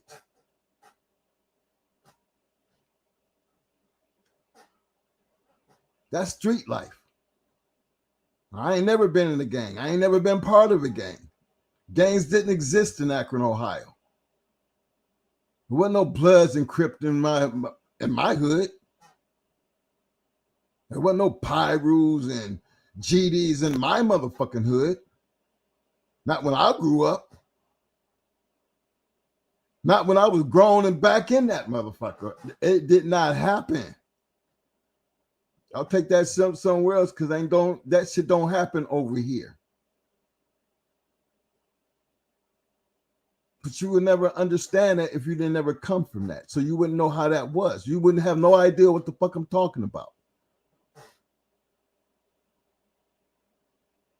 Because you ain't never been a part of that life to understand that. But these dogs are the same part of that life. I always felt like you could never bring them. Them two should never have to be, you know, they should never come together. But every time you turn around, it'd be that part of the life to fuck up the dog part of the game. You know what I'm saying? They in there over here fucking with you because of what you're doing over here, but then that brings all of the heat over here. Because they work hand in hand as they were making it all come out to be. Which really, it shouldn't have been. Because believe it or not, I didn't know what other guys did in their lifetime as far as their personal life. Never knew. Because I never asked.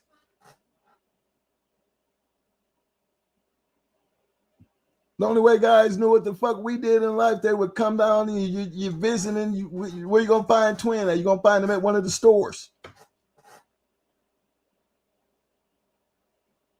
You know what I'm saying? You know, that was just the norm. You're gonna find them at one of the stores. You know, hold on, let me find out what store they at.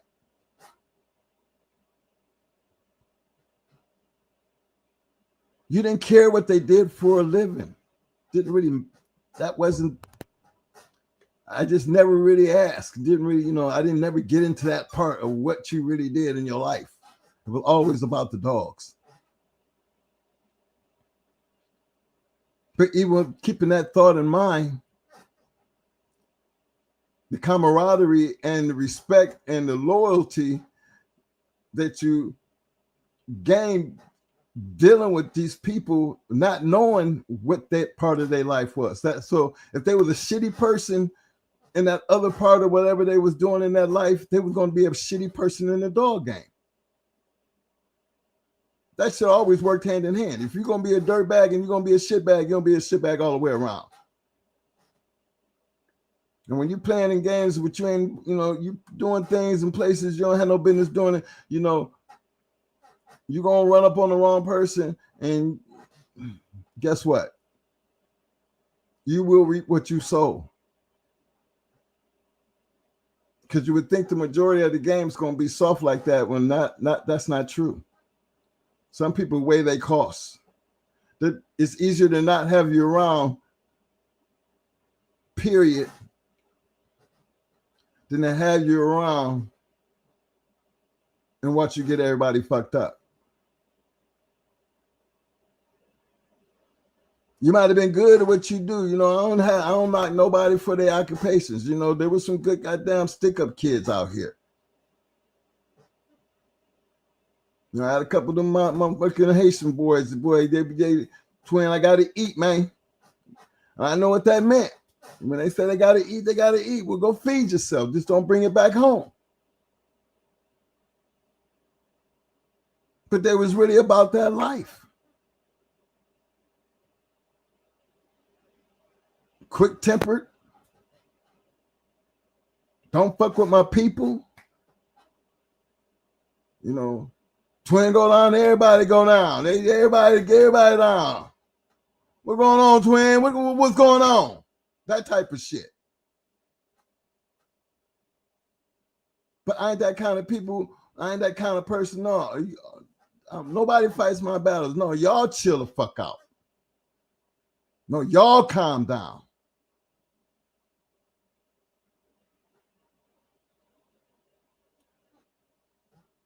Because these type of things,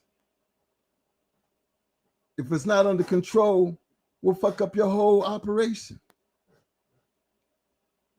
You don't need nothing to be fucking up your operation when you're dealing with these dogs. It's bad enough. With times the way they are now, you know, that why would you even be having these type of conversations about how game he is, or he a one-time winner, or he off a champion so-and-so. Well, champion so-and-so, he ain't 20 years ago. So I hear everybody talking about the telling shit, but do y'all know these feds ain't dumb? They far from it. They know everything. They know all the cold talking. They know every goddamn thing, fellas. So let's just act like they know. Let's treat this whole thing like they know. Like we sit here and do this podcast, right? Knowing that they know we doing this podcast. Knowing, with us knowing, they know who the hell we are. I bet you they know who the hell we are. There is no doubt in my mind the feds don't know who the hell we are. But do you see that stopping us from doing what we're doing? Do we act like we afraid? That's for the ones that think y'all here like we stupid or something. No. You have no idea who the fuck we are, first of all. But I have no reason to be afraid. This is my life. I'm talking about my past. We're on the bus. We operate in the safe zone. We can talk about all those guys in the past. Most of them been busted with dogs. Can't have dogs no more, or banned from dogs for God knows how long, for whatever reason. That has always been a part, even in our lifetime, even through our experience. They've been through this. They knew what it was to posse up and go take that ride. But they didn't get to where they got by just talking shit. They actually listened to the interviews, all the old interviews. They all had something in common. They had good or great dogs, which means they were worthy of talking about because they could show you they work. That's it. They didn't have the work to show, then they wouldn't have nothing to talk about, and you wouldn't give a damn what they were saying about it anyway. But nowadays, you don't need all that. All you got to do is say, hey, I got a dog bred like this, or I got a dog bred from so-and-so. Don't know nothing about that so-and-so. That so-and-so ain't got not one accolade on his shit. And then I hear some people get out there, well, they got one or two out there that's doing something. And then I'll be wondering now, why would you be saying that on Facebook?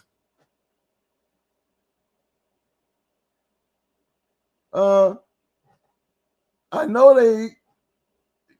the feds wish to monitor every damn thing, and then they done made it easy because they sit right there. They monitor all social media, but yeah, you're going to sit there and say, he sold this puppy and dog that came off that yard. They doing pretty good. Like, what you mean? What you mean by he doing pretty good? Doing what? Because you think the Fed ain't going to be like, doing what? But that don't make sense because it makes you big to talk about it. Why would you want that type of attention? How come you can't just climb back in your corner, keep your business to yourself, get your dog ready, go jump in the car and go get in the confirmation show, travel, do that? What's wrong with doing that? You get on the phone, talk about all that crazy ass shit, not knowing who the hell on the phone.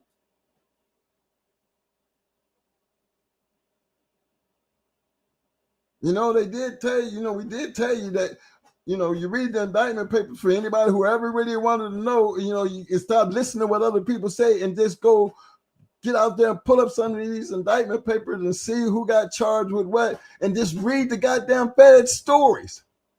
Just read the story.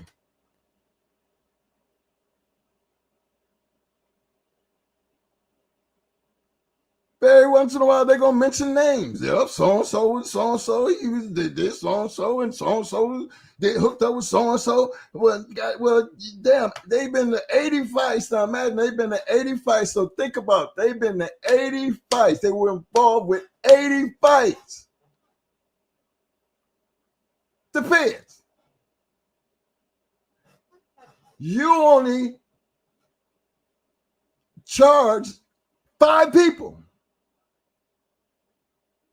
But they don't tell you the story about all the information that they got during that investigation, including all the people that they ran into in that little run at all them 80 fights. See, that's the part I stop and think about. And they only gave these people, nobody got more than 2 years. And that was in 2000, I think 2008, might have been 2008. But think about that. That whole investigation, but you only hear about 4 or 5 people who got actually found guilty or took deals.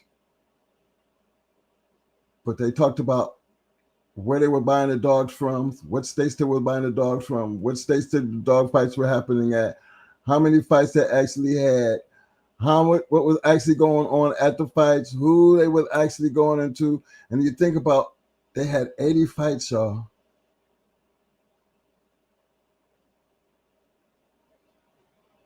And then I see people on Facebook saying, so-and-so got good dogs. Because some of them out there showing good. And the last time I checked, selling a dog for the purpose of dog fighting is a federal offense. Now, being that person wasn't the person who was talking about the actual person who was doing the breeding of the dogs, they wasn't in the conversation. Somebody else would just ask about that person and their dogs, and then I hear that type of shit. And I'm like, now does this person see this? What's going on? Because I don't understand, the feds ain't stupid. And they looking at shit like I'm looking at shit, because you're just opening the door to, what do you mean they turned out pretty good? Pretty good doing what? And I'm treating them like I know these people ain't stupid.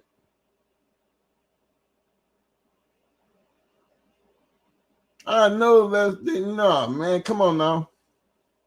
I know the feds know who the fuck I am. Never ever heard me deny it. Y'all have never, y'all hear us tell you, yeah, we had state cases, but guess what? We've had federal cases. Nothing they could charge us with, but that don't mean that they wasn't always running around. I've been raided by them and all kinds of shit, but guess what? Just because of what you think I'm doing, until you catch me doing it, then I ain't doing it. You just think I'm doing it. Who you talking to?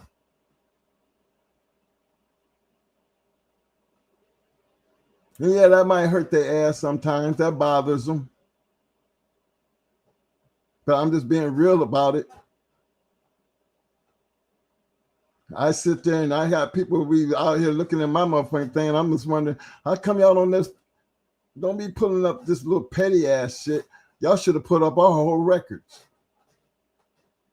And for me never to be considered a felon. Now, my brother, a little bit different.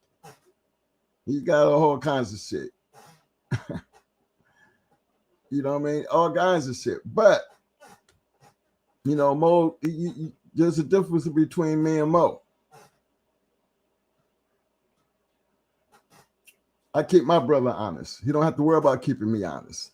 I make sure he's gonna always be okay. You can do whatever the fuck you want, because, like I said, I'm gonna always be there to make sure he can get away with it, whatever he wants to do.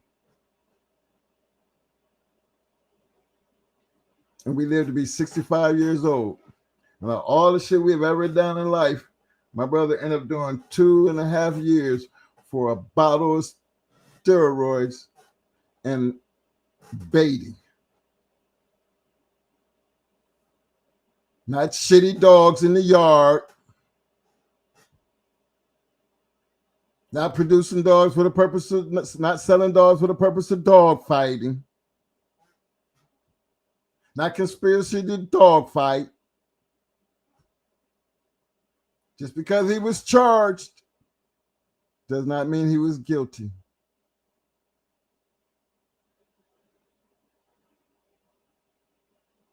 And my brother did the most smartest thing he could have did the minute all that took place, and that is cut all communications, because we've dealt with them before. We know how they play. We know they're not fair. Only reason y'all would ever understand that you would have to be in the lifestyle and understand what and how they really do play. We got to know enough to say, fuck a lawyer, let's go get them ourselves So that should tell a lot of y'all that we far from stupid as fuck. Yeah, we really do be on top of our shit.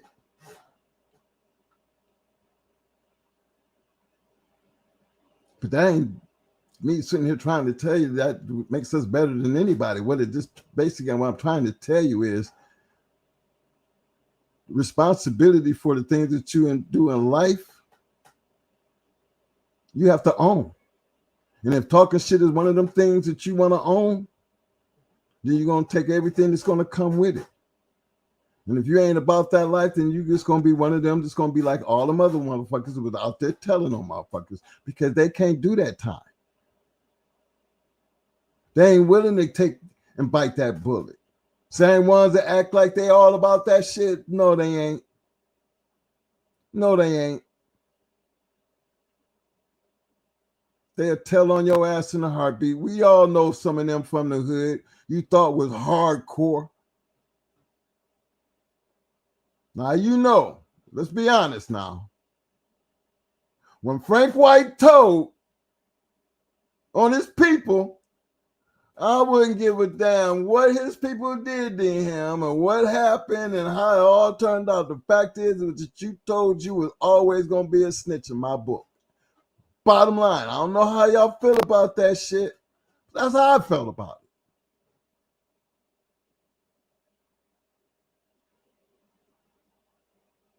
I know some big time people over my lifetime that have sat on that motherfucking and pointed their fingers and told like they had license and rights to tell.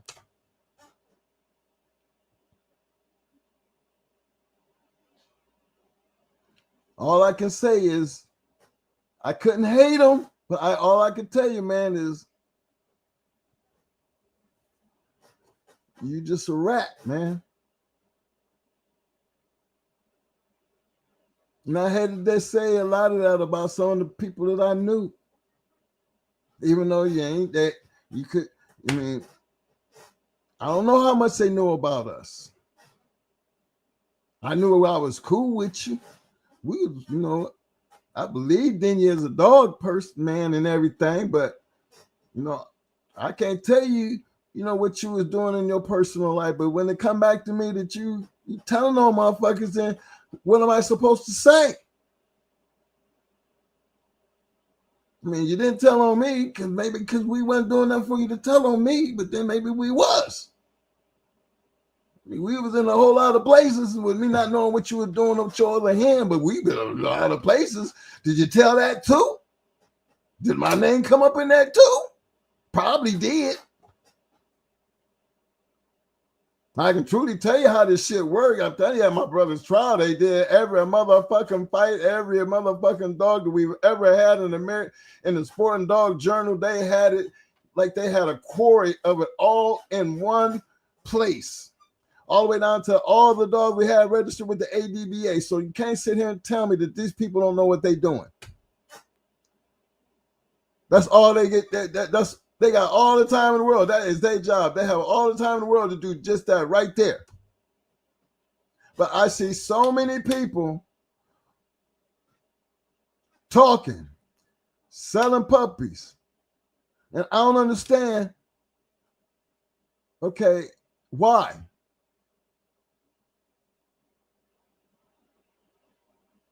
Are papers becoming a hot commodity nowadays?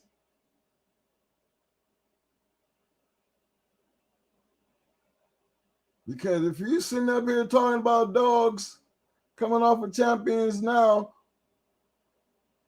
and you're buying them, and you're talking about them, you think they don't understand what that, I mean, common sense should tell you these people are not dumb. I'm just saying, y'all, they're not dumb. They're far from it. You might be a small fry. Or maybe they're working on something bigger. But don't ever think that they don't know, because they've always known. You know, they've always known. But what they don't know can't hurt you. And that's what was the glory of keeping shit in the basement. All the moves we used to make back in the day, all the moves. I had, much respect to be a part of all the moves. Remember, been caught up in 4 raids now. That might sound like a lot, but it's not, considering how many times that we've been around this shit. But it's not like did nobody understand the risk. That's my point. At some point, you got to believe in the people that you're around, that they're going to take care of you. And there was a whole lot of that where it really did matter.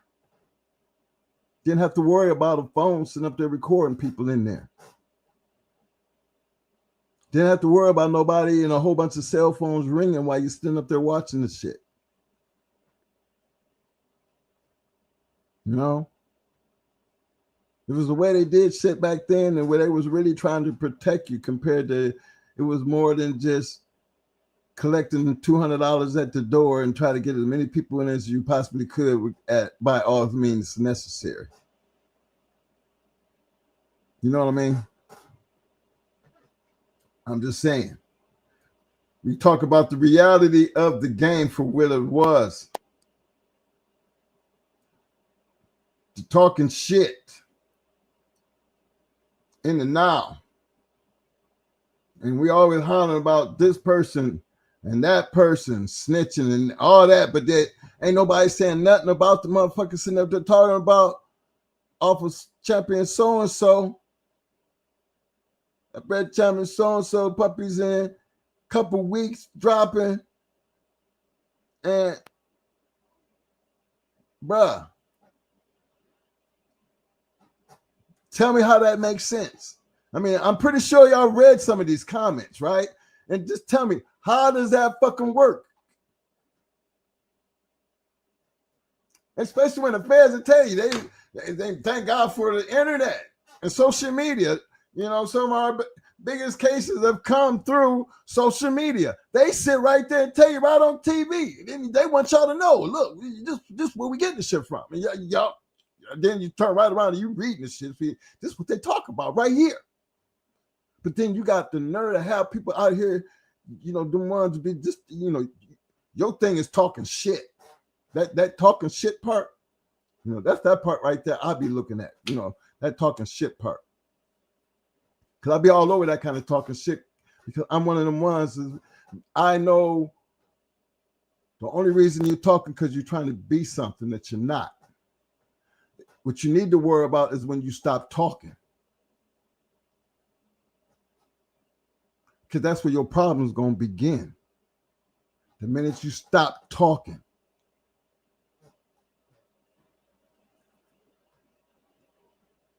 Sometimes you can say too much.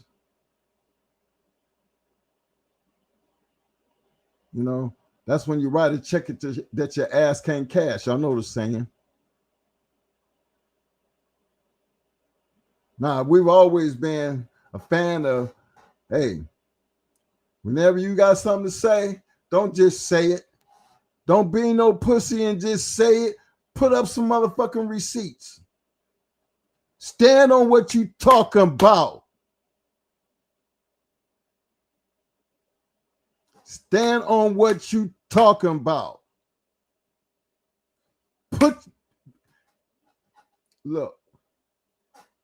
up your own case. You got something to say? We don't have no problem. Mo say what he said about Lil Mayday and Kunta, he meant just that. He meant just that. They ain't backing off that shit. They will fuck what y'all think. How many times you heard him say that? Didn't ask your permission and really care what you thought any goddamn way. For how you feel about that. Now what you gonna do about it because I said that? Huh? What you think I worry about anybody saying or doing to me because I said that? Huh? I mean, this is where the crickets come in. Because talk ain't never led to me get my ass whooped. Ever.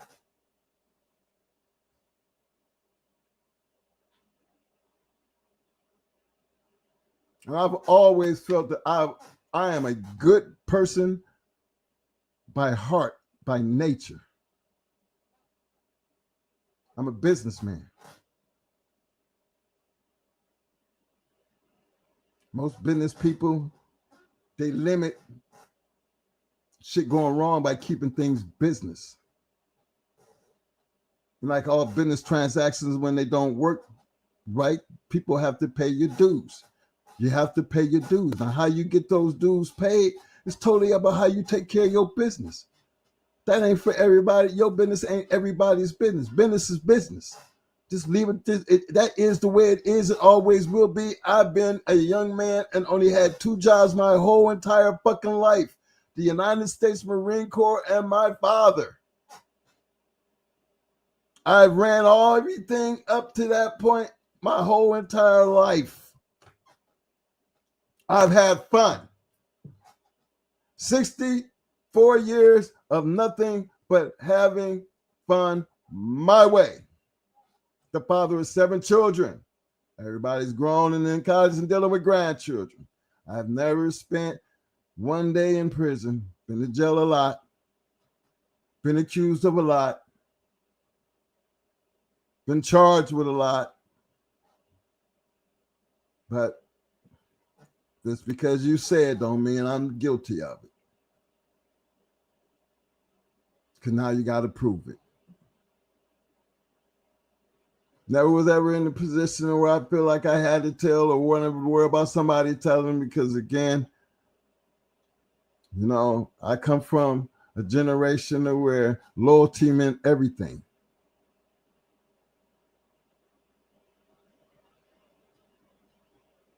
Integrity meant a lot.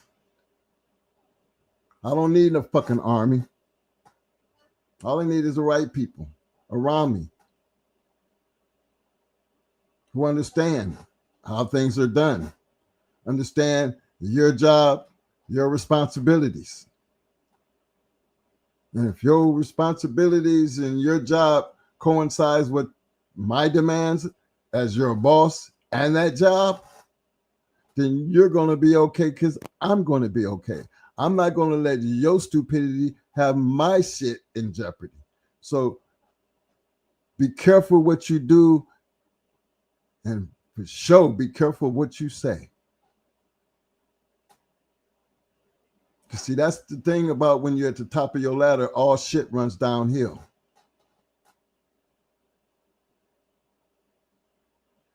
And for me, there wasn't nothing higher than me but God. And that never put me in a position where I had to be the one that was always talking shit. I was always the one that was always looking to help people and try to keep things real. Same thing we do over here at this show. We be dead serious and trying to get you guys to understand the small things like don't talk about it, be about it. You don't need to talk about shit. Your work will speak for itself. I have been able to live 64 years. That ought to be able to tell you that God has been good to me. Yeah, I'm at an age now that I'm, medical shit, I ain't got no control over that. I mean, my life been good all the way up until now. So, hey, there's a lot of my friends that's died. Boss Choke gone. He didn't even make it. He just did make it to 65. He's been dead about 2 years. Yeah, about 2 years now. So that put me out with 3 years younger than him.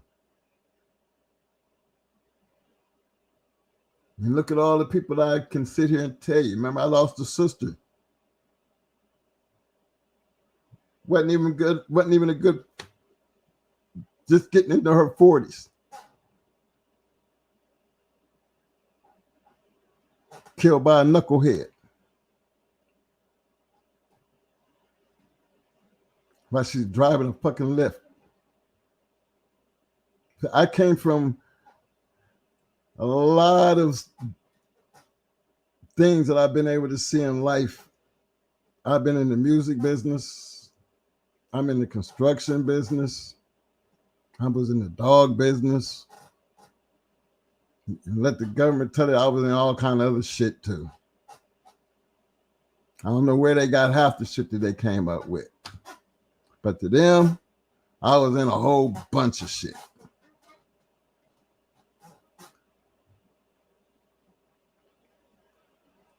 But loyalty, responsibility plays a major part to the success of any and everything you do. You know, I think Mo used to tell y'all, you know, anybody that we ever gave us information and helped worked with us, we would never go into them. There was, regardless of, I don't know how some of you guys thought, but that's just something that we just didn't do. You know, I didn't go after people that I broke bread with, unless you gave me a reason to.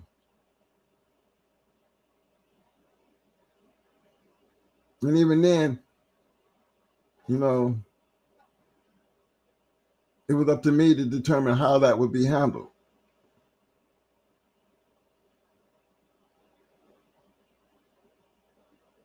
Because when you were responsible for a lot of people, and see, that's how I look at it.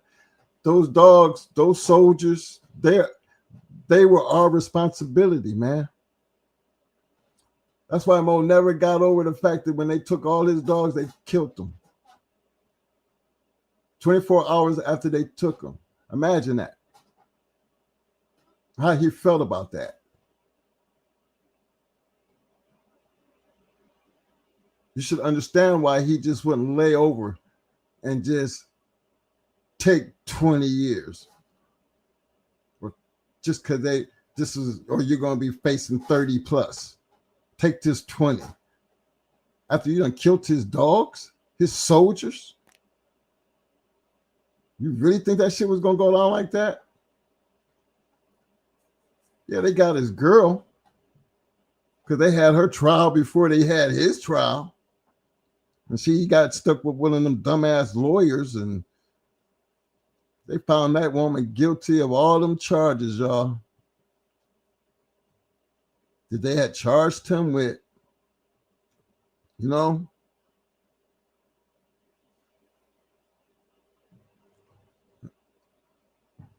And them charges on her was based off of what they said he was doing. Now, give me an understanding. This is what I tell you about the court system. The judge waits to sentence her, said, no, we're going to sentence her, but we're going to wait till his trial is over. By the time his trial got over, right, she had already been found guilty of hers. That judge had all the opportunity to throw her conviction out. But you know what he did? He gave her 1 year probation.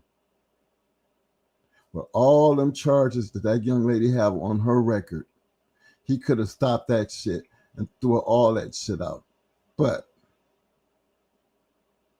he didn't. 1 year probation. Same. I know had a little bit more charges, but wasn't that many more. But now you understand when he got rid of them lawyers and he was looking at 30. His plea bargain was 20. That's a real story, bro. And now this shit is Fed type of shit. And you think come on, man. I've seen people tell because for over 10. I mean, I've seen them tell and still get 10. I've heard some that was, dealing with them feds. You're going to do 10 already. Just go ahead. So you set your minimum. You're going to be looking at this 10. And I'm just talking about, in drug situations. You're going to be looking to do 10, but you better be giving them something because that 10 can turn into 15, 20 real quick. You better give me something. They want to have something just to get that 10. And you wouldn't believe how many people fell for that shit.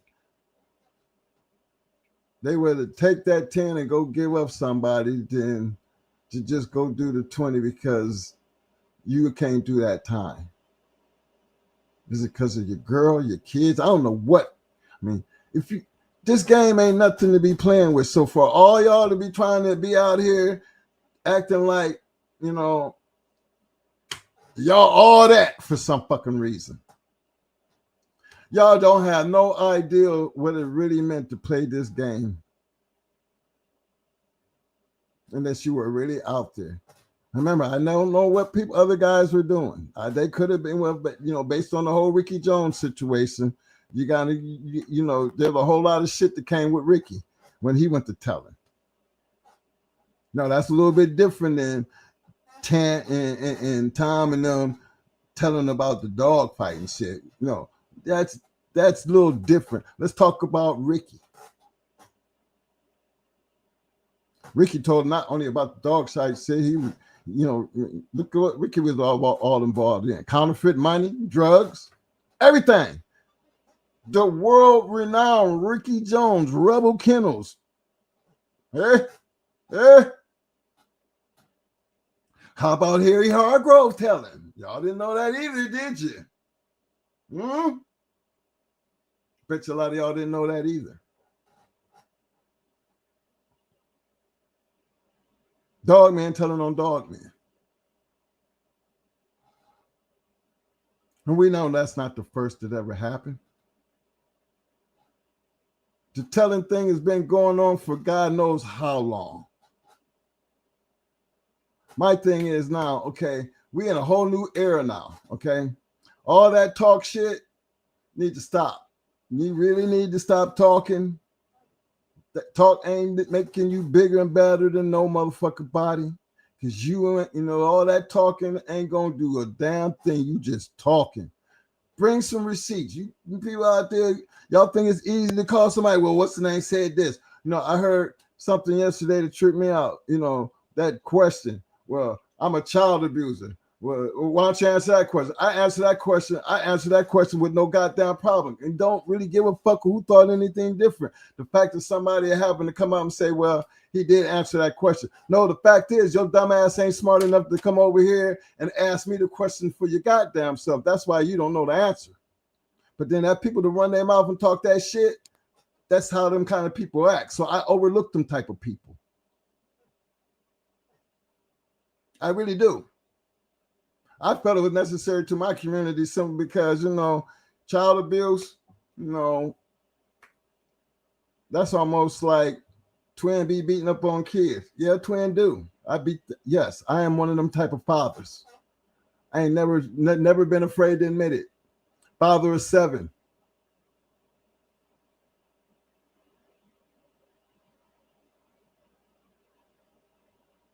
Father of 7.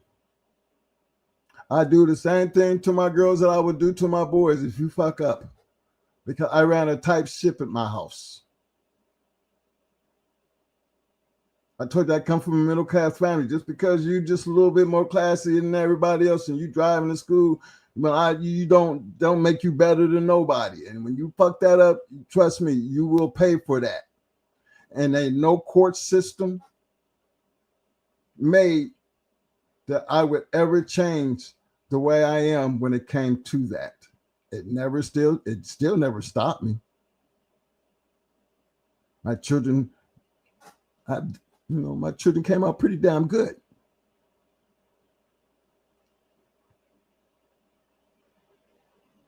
But I'm looking at this community and sometimes I'll be wondering why I'm even out here still talking to this damn community, because I still see the fakeness in this community that is at an all-time high. And to be running around calling people fucking rats, watching what I am seeing on Facebook and don't nobody say nothing. Like, come on. Does that not, you can't be street smart, first of all. You can't be. Because if you was, how could you talk shit on what one person's doing compared to something that you see every day on an everyday basis on Facebook, on YouTube? Hear people talking about breedings of the now and selling puppies. I think that's doing a little more than dry snitching. That's all I'm saying. I can say all day about the breedings we making. All day. I don't have no problem with it. And I think, and I can do that because I know they know that. Don't give a fuck. They my dogs.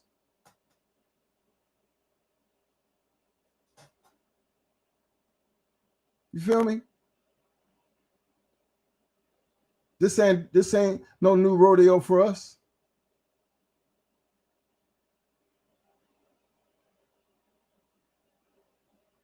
I just worry about the ones who don't see it the way I've seen it because you ain't been in the game long enough. It's easy for you to be, you know, trying to be a part of something, you know, but you don't really want to take and accept the responsibility that comes with that something that you're trying to be a part of.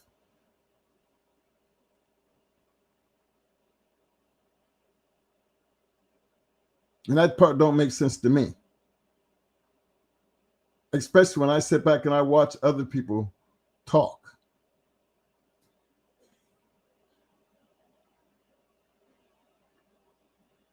But I don't never see none of them people come over here, set up shop over here, because I drops that link.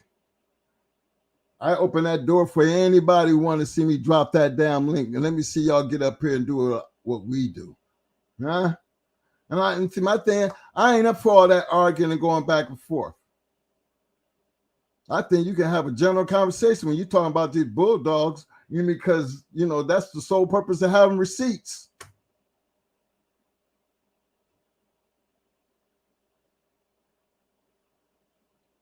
See, nobody got to back me in a corner to make me pull nobody's indictment papers up. You don't want me. I don't need to pull up nobody's indictment paper when you can go out and pull them up your goddamn self. But don't put me on ever put me on blast and think you're trying to do something for me or do something to me. Because like I said, they brought up that goddamn shit about the child abuse, but y'all didn't bring up all my other shit. And I know goddamn well, if y'all pull up our records, you're going to see a whole lot of damn shit.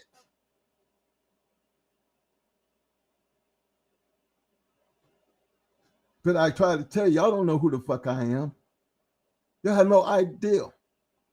But you're going to put some shit up there like that? I guarantee if they put all that shit up there, you would really understand. You would at least have some kind of inkling of who the fuck I am. Be like, damn, how they be getting out of that shit? I told you I ain't come from the hood.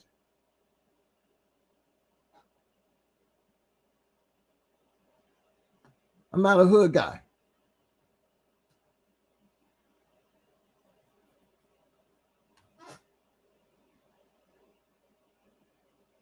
I help people. I try to bring them out the hood. I go down there to bring them out the hood, offer them something better. How about getting off the corner and coming into one of these shops learning how to fix this shit? How about coming over here, putting your head in this motherfucking book and let me school you up and teach you this trade so you can go out. You don't have to worry about nobody controlling how much money you make.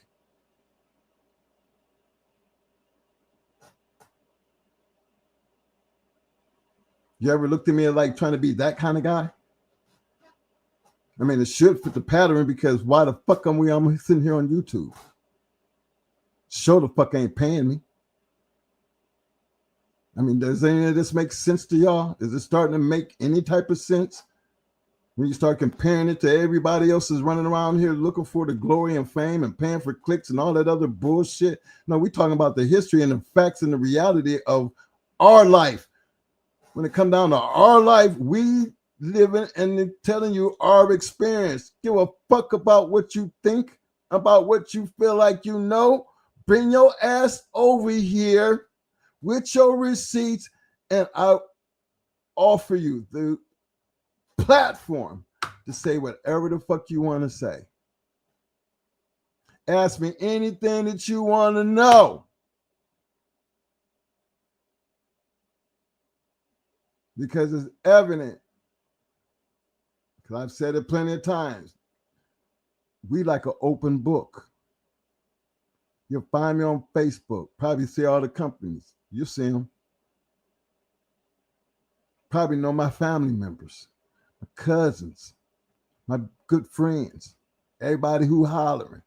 I open up my dog community to all those people, even my business clients, everybody. I'm 60-something fucking years old. What do I have to worry about?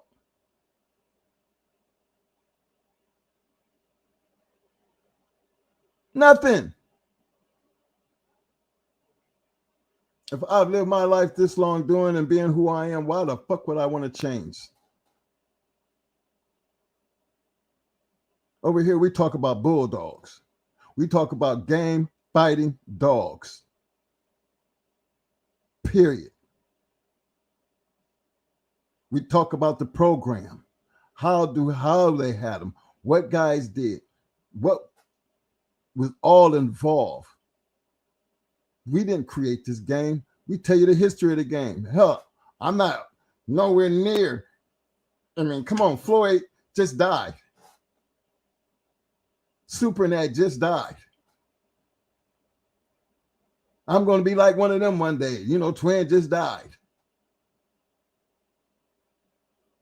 So who gonna pick up where we leave off at? Who gonna be willing to get in here and be able to be and keep it real without trying to find something in return, like you're trying to get something out of this? How about doing it for a good cause? What's my cause? What is the reason why we do what we do? Because we owe it to the game to give back the way it was given to us. Keep it real. If you're going to keep it real, Twin, don't talk about it, but be about it. Keep it real with them, Twin. That's why you talk that shit from afar. But that's why I don't need to go back and forth with you. Talking shit ain't got you nowhere. Climb over the motherfucking walls. Show how really bad you is and shut the fuck up and climb over that wall. Where you at?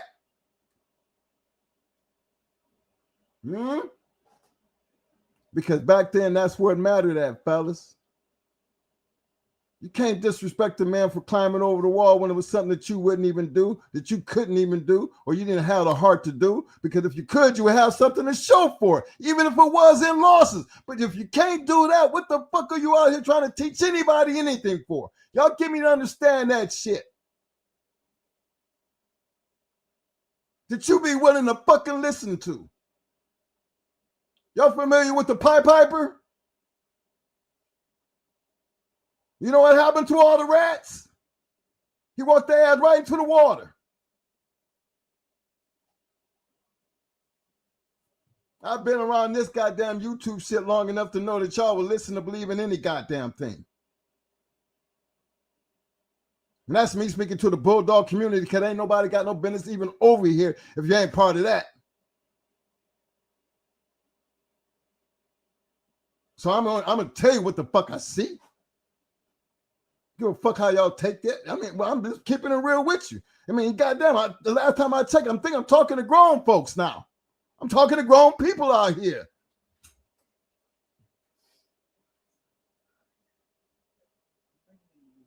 You understand what I'm saying? So don't bring that fake ass, phony ass shit over here and think that shit gonna work. Fuck around with me. I'm telling you, you better learn who the fuck I am first. I think we've been on here long enough to which you would have a better understanding, because really we don't have no reason to bullshit you. We are an open book. Don't tippy-toe around this motherfucker. Bring that shit out. Bring that shit up. Bring it out. But remember, sometimes you can open doors that you can't close. You pull shit like that means you stepping across them walls, and you know I'm scratching. And I scratch hard. I fucking scratch to win. I'm going to make your ass pay. Everybody who ever tries that shit, you might talk that shit. We say what we say, and we cut that shit off because you know like we know. Drop that address. Show what you got. Drop that address, because my shit's public. That's how serious I am about my shit. My shit stay public. Understand why I say and do what I please. I don't have to worry about nobody firing me. Because I am that boss. That don't make me no big bad motherfucker. That just me telling y'all, hey fellas, I ain't no motherfucker, no big time corporation. I enjoyed my 64 years of life. I've had the most fun that anybody could possibly imagine. I have a big family. I enjoyed these dogs. They are part of my life. I enjoy doing this show because there's a lot of people out here that y'all don't even have no idea that deserve the recognition that they deserve. Y'all still don't hear you talking. Still hear Floyd Boudreaux. Ain't nobody saying nothing about Mau Mau. Ain't nobody saying nothing about Triple M. Ain't nobody saying nothing about hardcore and Stone City. Now y'all starting to bring that shit up. But ain't nobody's trying to show them motherfuckers the love that they deserve. But y'all out here running around talking about their goddamn dogs. Ain't nobody done what they did. Not even us. But it wasn't like at least we were trying to put in the work. At least we can go in there and show you we trying to put in the motherfucking work. Now, where the rest of you motherfuckers at? Where you at? Ain't got nerve to be running your motherfucking mouth. Twin on one. Stepping out that wall outside that pit. Yeah, bro, look here. Them 4 walls, they ain't never went down. They was always there for whoever wanted to cross over the wall. They was there for you to climb over. Y'all can't hate on them just because they lost. At least they had it in them to do it. You ain't trying to. I mean, talking all that shit. I don't see nobody trying to do that. Hey, let me get on. Let me check my people out right quick. Hey, who you talking shit to, Mike? Oh, I ain't talking shit to nobody because this ain't no one individual. I'm talking to everybody. Oh, goddamn, man. You made me feel like you was on somebody. No, I ain't talking about no one individual person. I'm talking to the community. Right. You on the bus, nigga? I'm on the bus and I'm letting they motherfucker ass know. No, I'm all right. I ain't not picking on nobody. I'm just telling you. This is normal. This is normal shit right here. Nigga, how far are you away? Nigga, we can come back. Big shout out to nephew. Chris. Coming in showing love with a 5-piece. He said, these 2 men face death every day. Smile and still make it to the show. Thanks for your support and love. Don't talk about it, be about it. Well, I'm going to let you know that's Mo's son. That's my nephew. So trust and believe. He know because he's going to always ride with family. And that's just what family do. Appreciate that, Chris. That's another one now. I'm going to tell you, I got a big family now. You know what I'm saying? I just got a big family now. I'm just letting y'all know. I got a football team. Big shout out to my man Cosmic Cal. I see you, fam. He said, Twin, do you think you would have done as well if you didn't use Stone City Cross? Do you think the outcome would have been the same? I'm going to put it like this, Cos. I'll put it like this, man. If you take the Stone City out of this situation, how would we know what time had to give us? That's the thing I'm trying to get at. Remember, what got us to Stone City? Puerto Rico. We had never been over there in Puerto Rico to kill that bitch. We would have never ran into Stone City. We already knew Victor. Remember, we already got dogs on the ground from Victor. Right? But now we talking about Stone City. They the ones that, hey, shit, y'all come over there and get this bitch. And opened the door and took good goddamn care of us. Stone City took care of us.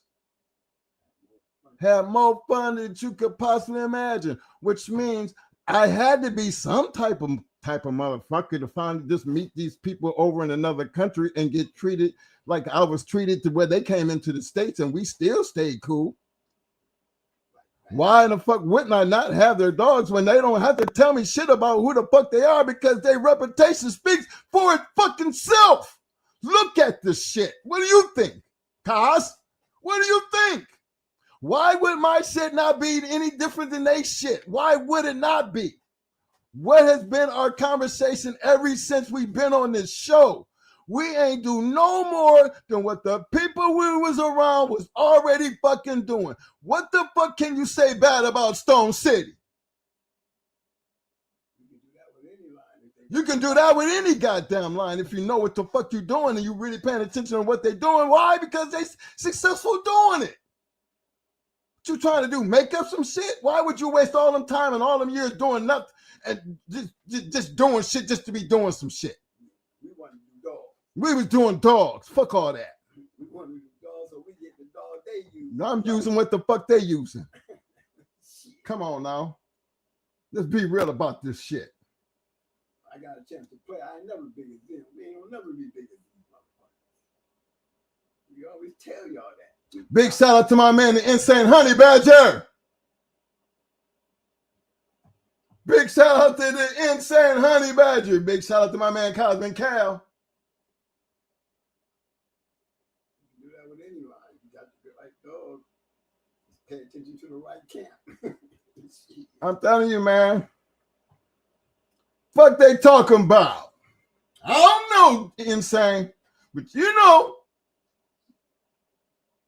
That's how you do them, though, man. Don't be talking that shit. Shut that shit up. Let's stop talking and see what happens. I ain't trying to do all that back and forth. Talking ain't nothing, you know, that's what bitches do. That's what bitches do. When bitches go talking like that, I'll be all right, baby. Okay. You right. You right. You right. Whatever you say, baby. You need to get your ass in there and fix me something to eat then right quick. I'm hungry. I'll take care of my plate. You know what I mean? I'll deal with that other shit later. You know what I'm saying? It's more out there now. Oh, so now I got Mo all psyched up and shit. He ready to run in here. It's almost 1 o'clock. I'm finna get the fuck out of here. I'll deal with that mouth later, goddammit. Believe that. You know what I mean? See, y'all might not even hear me Friday. Mo might open up the show Friday. Mo be like, no, Mike had his on Tuesday. I'm taking Friday. No, this is my turn now. I got shit on my chest. My man Insane said, my bad. Well, my bad ass told him directly on everybody's chat. They know where I'm at and how serious I am. So I hope you can make who you talking about. Well, saying you my man, you know what I'm saying? And I know what that felt like, bruh. But then that's why I'm here to say what I'm saying. I want you to feel like, man, you don't have to prove nothing to nobody out here. You really don't even have to reply to them. Just ask them to be man enough to just drop that, drop them digits. Y'all know where I am. All you got to do is drop them digits and we can come and talk about it. Man to man. I ain't making me no badass. That ain't trying to be known. I'm trying to put some goddamn resolution to this shit. Don't let that talking make you feel like you Superman. Drop them digits and I don't have no problem. I love to travel. That's what we do. Talking about historical shit here, man. We talking about historically speaking. Well, we can act like we historically playing. Well, we historically speaking. We didn't have no problem traveling. Back in my time, we'd come and get shit. You need me to stop by and pick you up? You want to take a ride? I'll come by and pick you up. You got something you want? I'm going that way. You want to ride and check it out? Come on, jump on. Back then, man, your ass in the hook. What the fuck? All you got to do. Don't play like that, man. All you got to do. See all those great matches in them books. All you gotta do is lock it up. You lock it up, you know, we got a date and it's on, baby. That's how it was. That's how it is, man. Fuck that. That's how it is. You climb over them damn walls, it's going down. Man, we always historically speaking because that's the way it is. You know, we can't go back and change nothing in time, and y'all know that. We're gonna tell you how it is. The reality of not just the box, we talking about life in general. When you start talking that dumb shit, I'm keeping this whole conversation as real as I possibly can.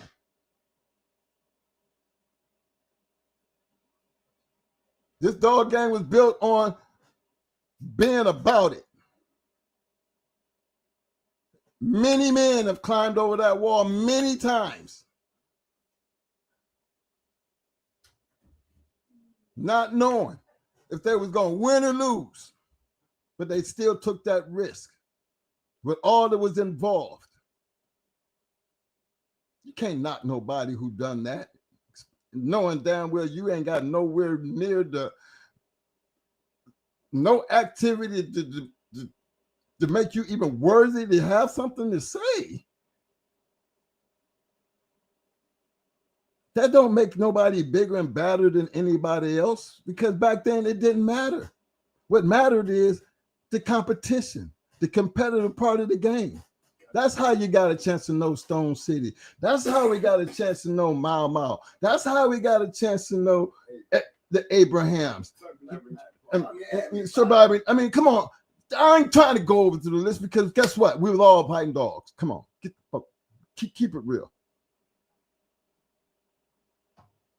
That's the reality of it. And all them guys I'm talking about, all them, I don't know what they did in their personal life, but I can tell you, they ain't had no problem coming to wherever the fuck you was.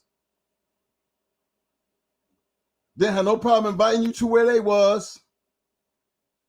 And they had no problem getting it in. And made the best man motherfucking win. And guess what else they got? They got the accolades and they got the proof to show it.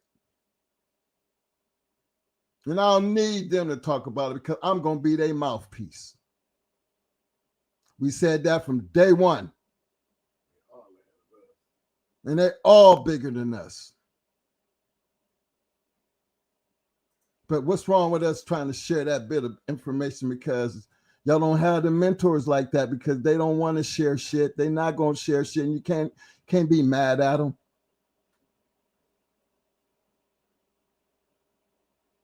But I ain't going to sit back and let y'all disrespect us for doing it or anybody else, especially when you are nothing. Especially when you're trying to be somebody that you ain't. Try too damn hard. You see what it look like when you stop talking and start doing. You might wind up like another Beeline. Y'all go look at that Stone City story. I mean, the hardcore story somebody put out there. I think it came out of California Jack. Somebody just did the video type of the interview. But listen what he said. Just go and listen to what hardcore said. Almost hear the same thing that we always tell you. There's a reason why they got good dogs. There's a reason why Stone City and everybody there's a reason Victor and his wife, everybody got good dogs. You know why? Because they was true to this thing. They was all about winning to them. It didn't have nothing to do with trying to be bigger than nobody. It was the fact that they was trying to do. They didn't give a damn about the next man's yard. It was all about what they had on their yard. What made you think we was going to be any different? It don't matter what they was doing or what nobody was doing. Hell, Victor or Stone City going to tell Mo what he was going to do on his fucking yard. Y'all think about that. You think Mo was bullshitting? He didn't give a fuck about these, my dogs. Do you think anybody was going to question what Mo was going to do? Do you think they were supposed to be, sending in his squad to tell Mo what he wasn't going to do? I don't think so. They didn't like it, and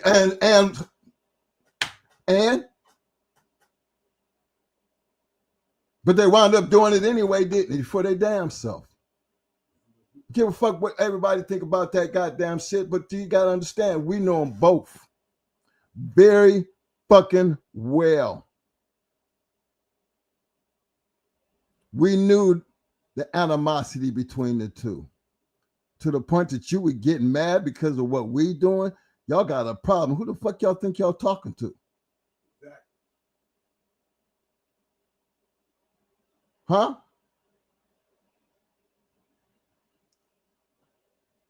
Think about that part. Because it didn't stop us from doing it, did it? Because it didn't matter what the fuck they thought. Evidently, it was good enough that they decided to do it themselves. Break the bullshit down, stop all the bullshit, and one of the best. But they trust and believe they still had to come see it. But based on what they seen, they didn't. The bullshit went out the window, and one of the best motherfucking bloodlines they could have possibly ever created, based on that.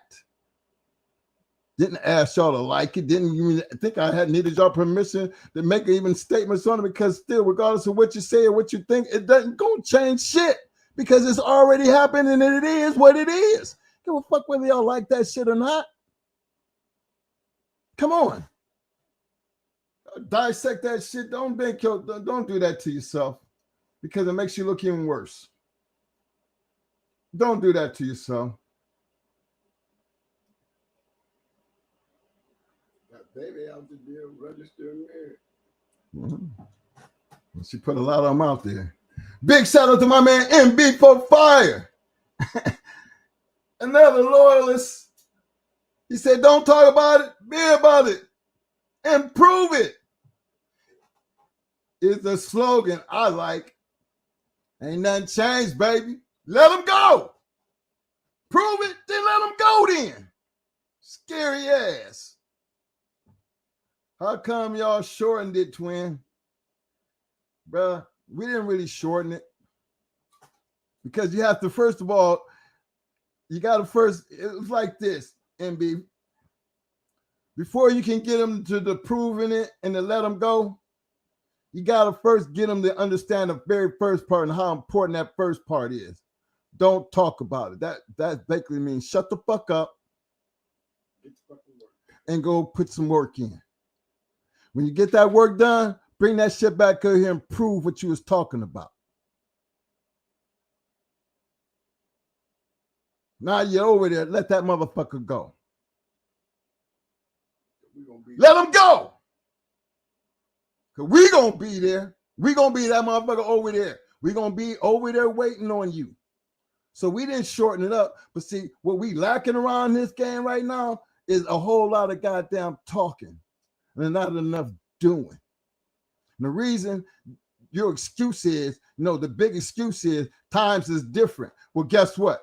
Confirmation been around for God knows how long. That ain't nothing new. Wall climbing ain't nothing new. Treadmills ain't nothing new. Weight pulling ain't nothing new. Hell, don't use time for the reasons why you just gonna sit back and think you just gonna get away with selling puppies and talking shit. No, shut the fuck up. Stop talking about it and start being about it. Let's get that part right first. When you at least get that part right first, then I know you be in a position to prove it. Once you get there, then we're going to be on, let them go. Release the dog. See, we didn't shorten it, MB. We got to first get them back to the simple shit. Shut the fuck up and do something. That's where we at.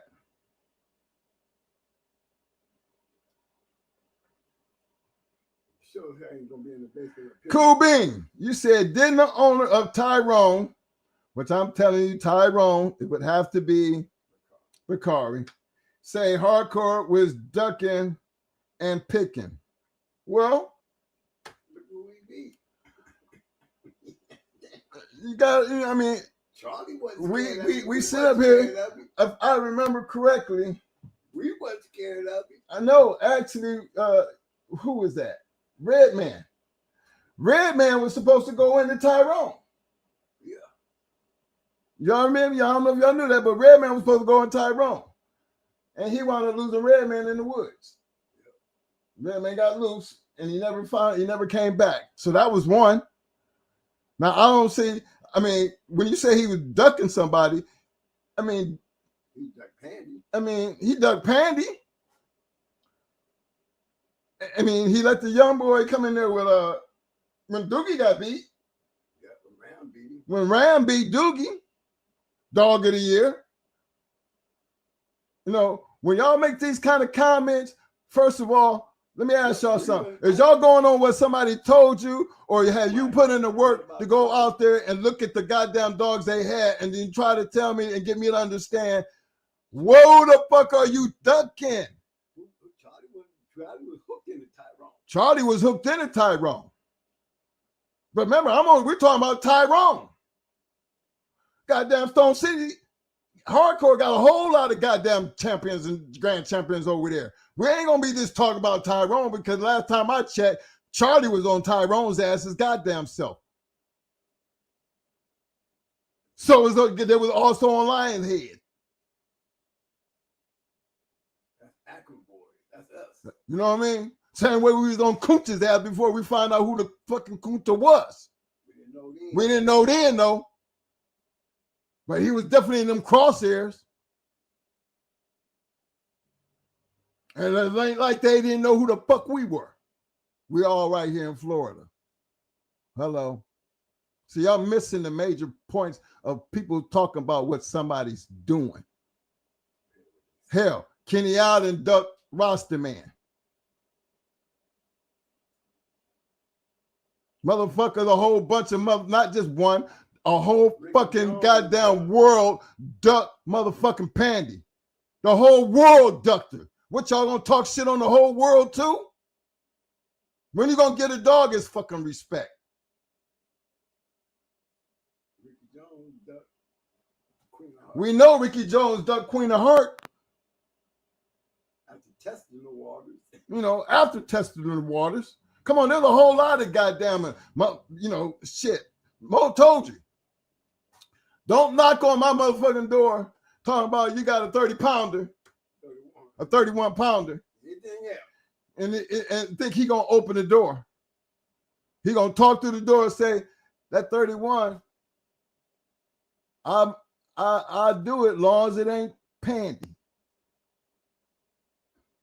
You know what I'm saying?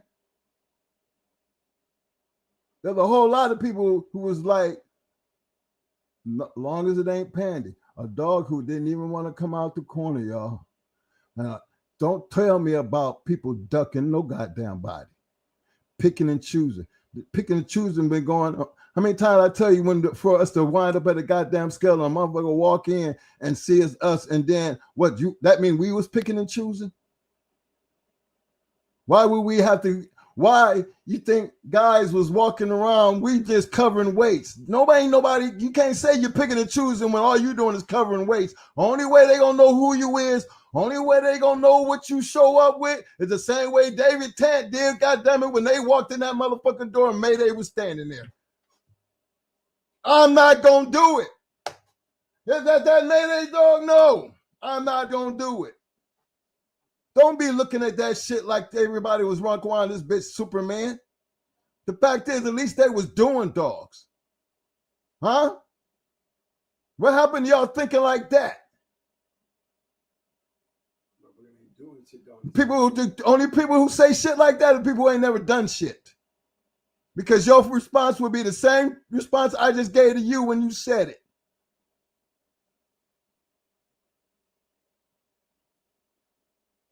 Because we know the red man was after goddamn Tyrone and so was motherfucking Charlie. And I know that Tyrone and Charlie was hooked. The same way Red Man wound up missing, why that Tyrone and Charlie shit, that Tyrone and Red Man didn't go down, was the same thing that happened to motherfucking Tyrone when he got, he got fucked up on that goddamn meal and Charlie never got a chance to go get his ass. Shit just happens. But trust and bleed don't make nobody scared. A scared man is when you just say, man, I ain't fucking with that bitch. like they did Pandy. And don't be blaming one person for not doing it. It was a whole goddamn community that wouldn't touch her.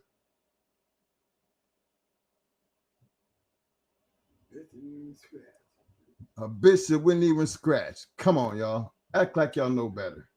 Kill you soon you touch it. Kill you. Murky. Now, Cool Bean, you said, gotcha. So y'all think it's okay to duck someone. Well, let me ask you something, Cool Bean. Who the fuck walks around with an S on their chest and stick their chest out, right? And gonna make a motherfucker do something that they want to do? I'm gonna let you answer that because I'm finna give you the time to answer that. Now it don't take a whole lot of fingers. Mike, you said it's supposed to be telling them who you gonna get somebody to do it. Well, there's no Superman out here. Who are you to make you think that you're gonna make somebody do something that they don't want to do? I mean, tell me how that's supposed to work. If I say I don't want to do something, that means just that I don't want to do something. Now, you can say I'm scared all you want, right? But see, that works in human form. Because you can be saying, oh, you scared, and you put your hands on that motherfucker and he beat your ass to the pulp, damn to kill you. See, that's how shit work in real life. We talking about dogs. But we talking about dogs now. If a motherfucker didn't want to fuck with a motherfucker, there was a reason why they didn't want to fuck with him. There wasn't nothing you was going to do to make that person change their mind.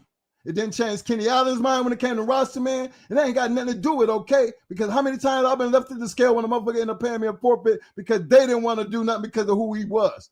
Don't tell me about, do I feel it's all right? I personally don't even give a fuck. As long as you pay me, okay. I ain't calling no punks. I ain't calling no bitches. I ain't disrespect them in no kind of way. I took that money and we went on to the next one. So yeah, it's okay.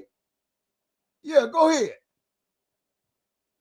You ain't never done it, you wouldn't understand. If you ain't never done it, I can understand why you wouldn't find yourself in a situation like that. Because what would you do? Would you call them out their name? Would you disrespect them? Or would you take your money and go for wait until you get to another one? Wait, save it for the next one. That's being respectable and man about it. You tell me which one you take. Because I'm going to tell you, you don't want to be the one to talk all the crazy ass shit and be the one to get your ass whooped because you think, all of a sudden you're going to be the bad motherfucker because you think this motherfucker's scared. No, that motherfucker was trying to give you a break. But because you stuck your chest out, believe me, when he get in your ass, it's going to be a real bad one because they make you pay for shit like that because you just gave them the energy. You didn't want to respect them enough to let them just walk away. But no, you wanted to push the issue. So now that you get in your motherfucking head dog walked, you made a mistake. And you tell me, at what point you going to feel like, oh, I fucked up? That underground wasn't nothing to play with. That underground wasn't nothing to be playing with.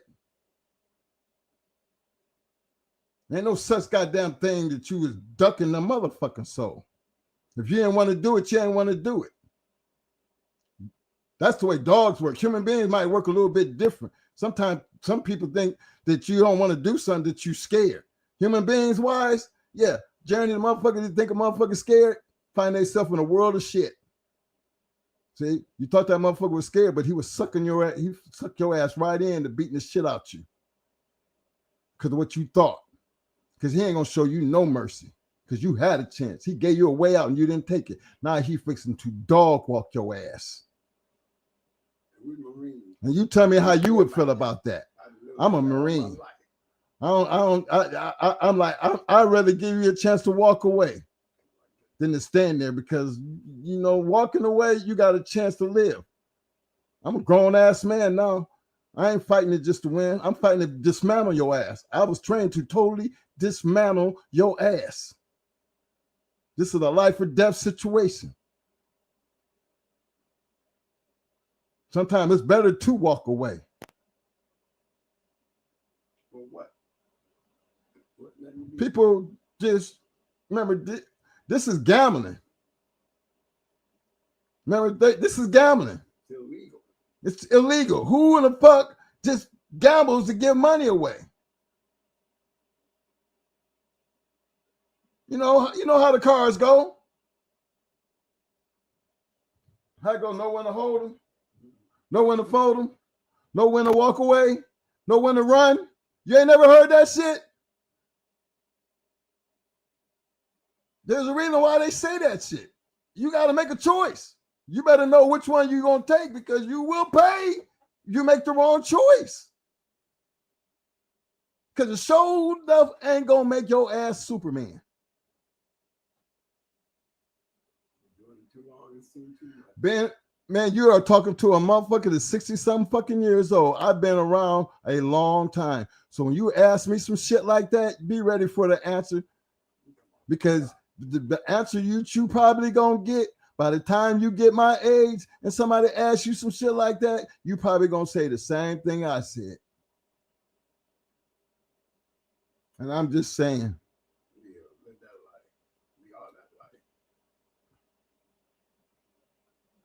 Kubin, I see what, but I don't see. Okay, I see, and that's okay. Well, I don't know, Kubin. You tell me. Okay with me. Well, you tell me. I'm trying to figure out. I mean, your question was, gotcha. So you think it's okay to duck sometimes? What do you think? Based on the answer I gave you, what do you think? What do you think now? Then I answered your question. Because I know you asked a question. Now I gave you an answer. Do you have a reply to that? Because the what make me feel like you don't understand. And that's okay. Make me think it's you understand. But the LOL is where you lost me at.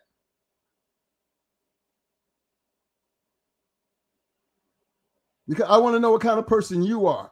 And how old are you to think, man, you ever been in a fight? Huh? If you had to walk and Mike Tyson was to come up and slap the shit out of you, would you think it's okay for you to run? Or would you gather your balls up and take the chance and just accept the fact that he might kill me, but he ain't gonna get away slapping me? See, those are major choices that you find yourself in when where there's life involved. I just try to make it like a little bit more simple because regardless of what the situation is, you have to make the choice. Not Mike. Mike done slapped the shit out of you already. It's your choice of how you gonna deal with Mike. You're gonna either hold him, fold him, walk away, or run.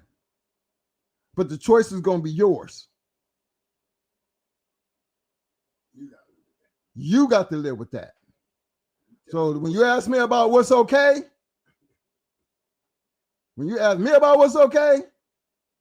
come up and slap me and I will answer that for you. Because you made the choice of slapping me, but I will show you which choice I'm going to make when it comes to hold them, fold them, walk away, or run. You know what I'm saying? Because those are choices that people have to make, even in this dog game. Some people didn't have money to give away. Some people, they did. That's what it was all about, chances. So no, it's to me, I don't get into what it's okay for people to do. People can do whatever the fuck they want to do. That's like somebody trying to tell you that you can't come watch this show because you ain't cool with, because you over there hanging out with Pelican Bay. So you're going to walk in here, I'm going to tell you, get out my room because you're over there hanging out with Pelican Bay. The fuck that sound like? You think that's okay? Don't stop typing on me, Kubin. Cause I hear you say we fighting. So then you already know how I feel about what my answer was. That's how I feel about anything. It's my choice. But I can't knock a man for the choices that he make in life. It ain't for me to judge what another man do. It's up to me to judge what I do. Just make sure I'm making the right decisions. Because me personally, I'll be fighting too. Give a fuck who he was. I'll kill his ass. You fuck around with me. Thinking you're going to just haul up and slap me. Oh, we're going to have a problem. We're going to have a real big problem. But the dog game ain't like that, man. Some people just, come on now. Look how many of them champions got out there. They were grand champions and they took them headshots. And then you got some people say, man, you should have stopped at 5. But guess what? He didn't. So what? So what? He didn't stop at 5 and he lost. So you can't hate on the man who preferred to keep the grand champion and be satisfied with that 5. Don't tell me that he all of a sudden, oh, he's scared. What the fuck that sound like? That sound like some fake ass motherfucker. You go get a dog and you go into that motherfucker then. Don't be the one back there cheerleading. No. You go get a dog and you go get that motherfucker that he don't want to risk his grand champion on. You go beat that motherfucker then. How about you trying to be that motherfucker then? Instead of worry about the motherfucker who don't got something to lose. Like you talking. Preach. You said, oh, LOL. What's cause I think it's funny. Hope we clear that now. Yeah, you're right. But I'm just trying to make sure you understand. It's real as fuck when you start talking about reality, shit that actually happened. You know, it's cool to speculate. But let's talk about reality. Put yourself in them shoes. Just because you do something, you might do things that other people wouldn't do. But then that means you're going to be the one suffering the consequences, not them. That's just life in general. So you can't talk shit on people who didn't do things. You know, remember, I gave Fat Bill all the respect in the world. Even though I don't like him, I still give him the utmost respect because Fat Bill still would get out there with his shit and he still put his shit out there.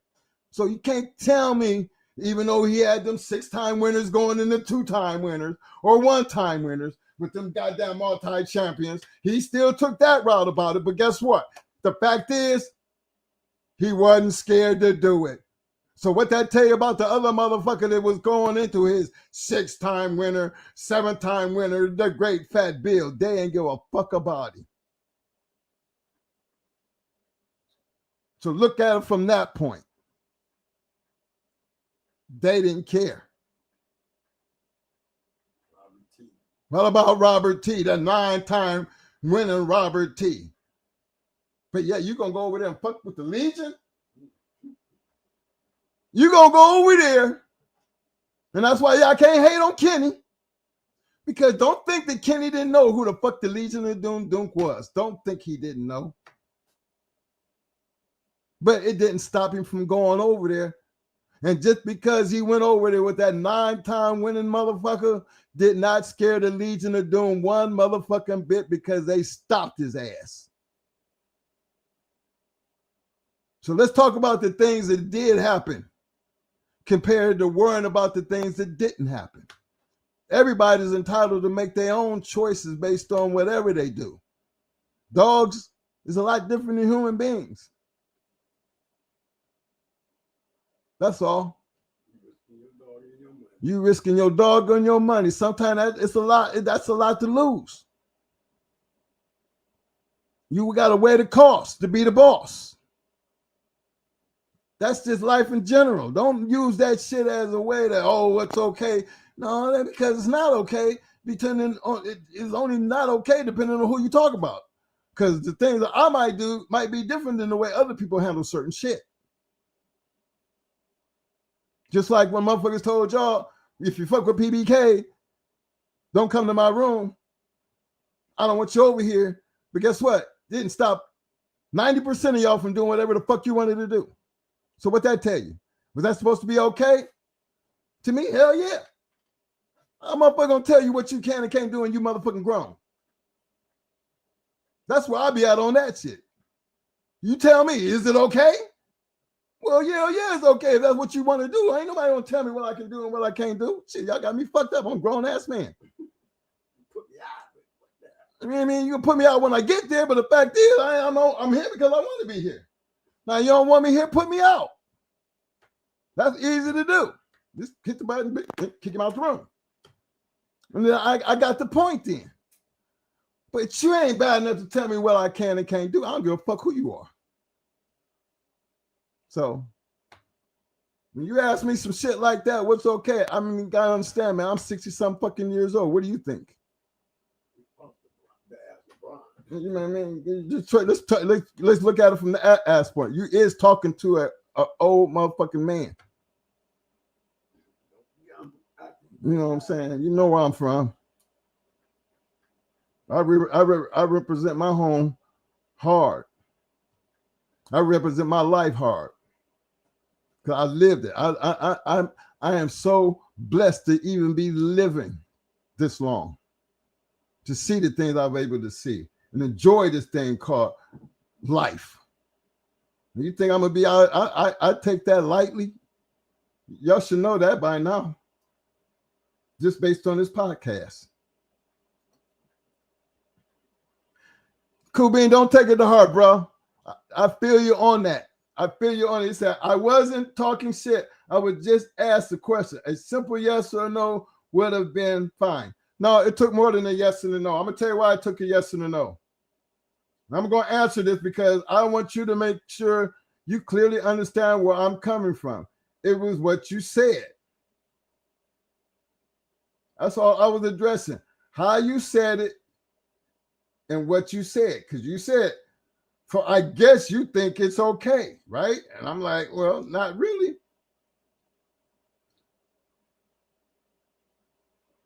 You said right here, let me put you back up here. Gotcha. So y'all think it's okay to duck sometimes. Cool beans. Well, Cool Bean, do you understand why I answered your question the way I did? Why do you think? I mean, and then you turn right around and did something just even more crazy. What took a yes or a no? How are you gonna tell me how to answer any question? Where you from? Why don't you type down there and tell me where you from? Because you find that real easy, and I'm trying to be cool with you, but you found it real easy to tell me how I should have answered your question. So you're not really getting my point. Remember, you're talking to an old guy because I'm giving you what you asked for. Now, you might not like how it's coming, but pull your panties up. You know what I'm saying? Because that's what I'm going to tell you to do now, because that last statement, that yes or no, that makes me feel like you was offended. And I never tried to offend you. What I was trying to do was be real with you. So regardless of yes or no wasn't good enough for me to answer your question. All right? So I don't need you to tell me how to answer the question. I'm grown and old enough. You don't have to like my answer, but you have no other choice but to accept it. And it didn't come in a yes or no form. Understood? So it ain't got no reason to get mad at that way I'm talking to you. Because it ain't really about you. That's about any and everybody. You come a certain way, you take what's coming. I don't think I disrespected you in no kind of way. I think I answered your question well enough to where you was willing enough to answer me and tell me if Mike Tyson slapped the shit out of you, that you would be fighting. So I made that good and clear, that you made that good and clear to me. I understand where you're coming from, because I would be fighting his ass too. Give a fuck you Mike Tyson or not, motherfucker. You ain't slapping me. But then you're going to turn around and tell me what I should have done with a yes or a no? Come on, you ain't Mike Tyson. And I'm going to still, whether you was Mike Tyson or not, I'm going to answer that question the way I want to. You don't have to like it, but it is what it is. Got it? And I know sometimes that's just seem kind of hard, y'all. I mean, but come on, man. I'm a fucking Marine. You think I give a fuck about what you really think? You're a grown-ass man. Hold on. You're talking to a grown man. Some things just ain't meant to be addressed. And I'm not trying to go back and forth with you, all right? But I'm really trying to keep it real with you. Disrespect you, make you feel bad. I don't, and then right, you don't have to be fucked up about it. But remember the yes or no. You don't have to be fucked up about it. But remember, I'm only addressing what you're saying, bro. Just keep that in mind. I ain't going outside. I ain't going all over the place. I'm going directly after what you're saying and direct and actually addressing you personally. Ain't no metaphors. Ain't me just coming up with magical dreams about any. I'm addressing everything that you're saying. Because I think the reality of anything is always going to be based on keeping it real. You ask a question and you think if it's okay to duck people. Hey, me personally, I told you I duck Pandy. Mo, when I made that clear, yeah, we duck Pandy. If you seen Pandy, you would duck her ass too. But don't feel bad because there was many motherfuckers around the world that didn't even want to fuck with her, knowing who she was, knowing how she was. It wasn't worth the risk. Hey, you ain't it, you know, that's okay because you ain't in the boat by yourself. That's all. So, yeah, sometimes it's okay to walk away. I might be out with my kids one day and a motherfucker say some crazy shit and I got my kids and my family around me and I'll be like, you know what? Fuck that. Fuck that. Come on, y'all. Because sometimes it pays for me to walk away based on the situation. Now, how I handle it, I might walk away, but that don't mean I might not come back. I just might not have a family when I get back. That's all. See, a lot of things you do in life, man, is always going to be based on the situation you find yourself in and how you handle it. So I don't get into that little petty ass shit. Motherfuckers don't. I mean, when you're talking to grown people going to do what they want to do, period. Don't have to answer to nobody. Don't even have to give an answer to those type of conversations. But you think it's all right to, well, motherfucker, I tell you what. Let me see you take your chance. Put your hands on me. And I'll answer that for you. You put your hands on me, and I will answer that question for you. Now, how many been motherfuckers out there that you done known in life that tried to pull somebody's whole card and wind up being buried? See, you should have left that motherfucker alone. Try to tell you that nigga ain't nobody to be fucking with. I mean, how many of them stories you done heard? Well, might be some people that you know. You talking that bullshit, but you really ain't about that shit. See, ain't nobody trying to be no big bully badass around here. That's just keeping it real. This game was built on motherfuckers climbing over a wall with a bulldog. All this shit talking, everything stopped when that moment happened, man. It was done. This is where the talking stopped. And reality kicks in because at the end of this shit right here, we're going to get a fucking answer. A real answer. The truth of the matter. Gonna happen right here.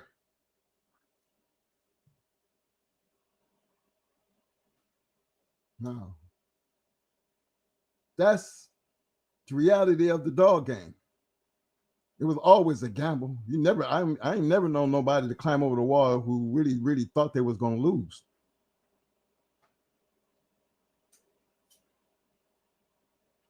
Hey man, ain't nothing wrong with your pimping, Cool Beans.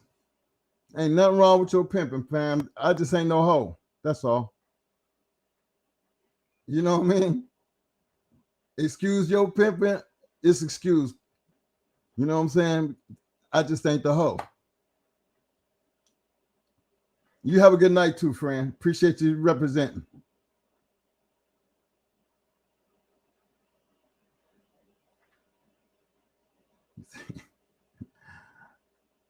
Simplicity. I got you, Cool Bean. Hey, man, but y'all understand where I'm coming from. Look here. There's little things like that I'll be talking about. See, I don't know Cool Bean personally. I just address Cool Bean as a conversation. You know, he's damn near writing me a book right now. Big shout out to my man, Pit Dog. Pit Dog, let him know, DMX, we right here. Where my dogs at? Where my dogs at? You know? Simplify, baby. But again, sometimes that might sound not, you know, sometimes people might take that and say, the twins think they all that. Nah, man. Nah, bro. Nah, bro. Trust and believe that for people who really truly know us, man, they're gonna tell you twin them, they real as fuck.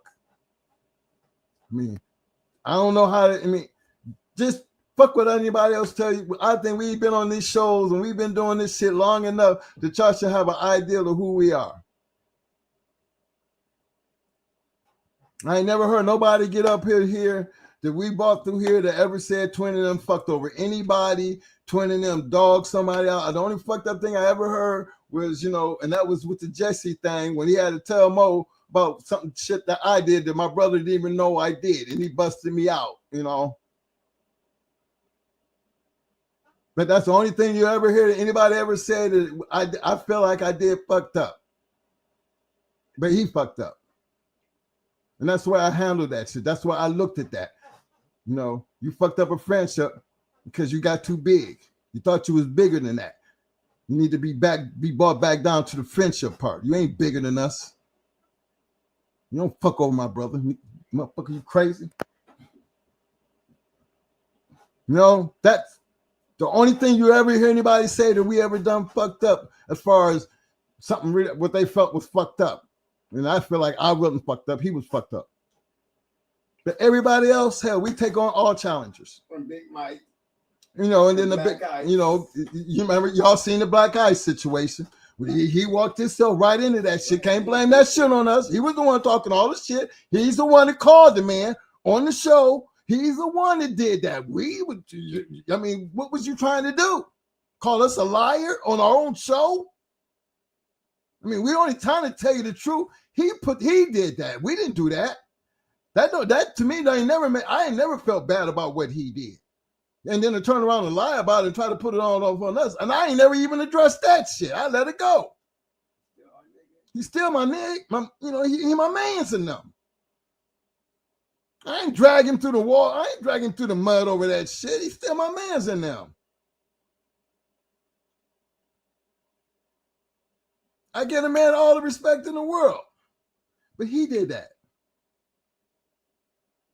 You know, things like that happen, man. You don't crucify people for shit like that. Mike got mad at me. You know, remember Big Mike did get mad about the panty situation.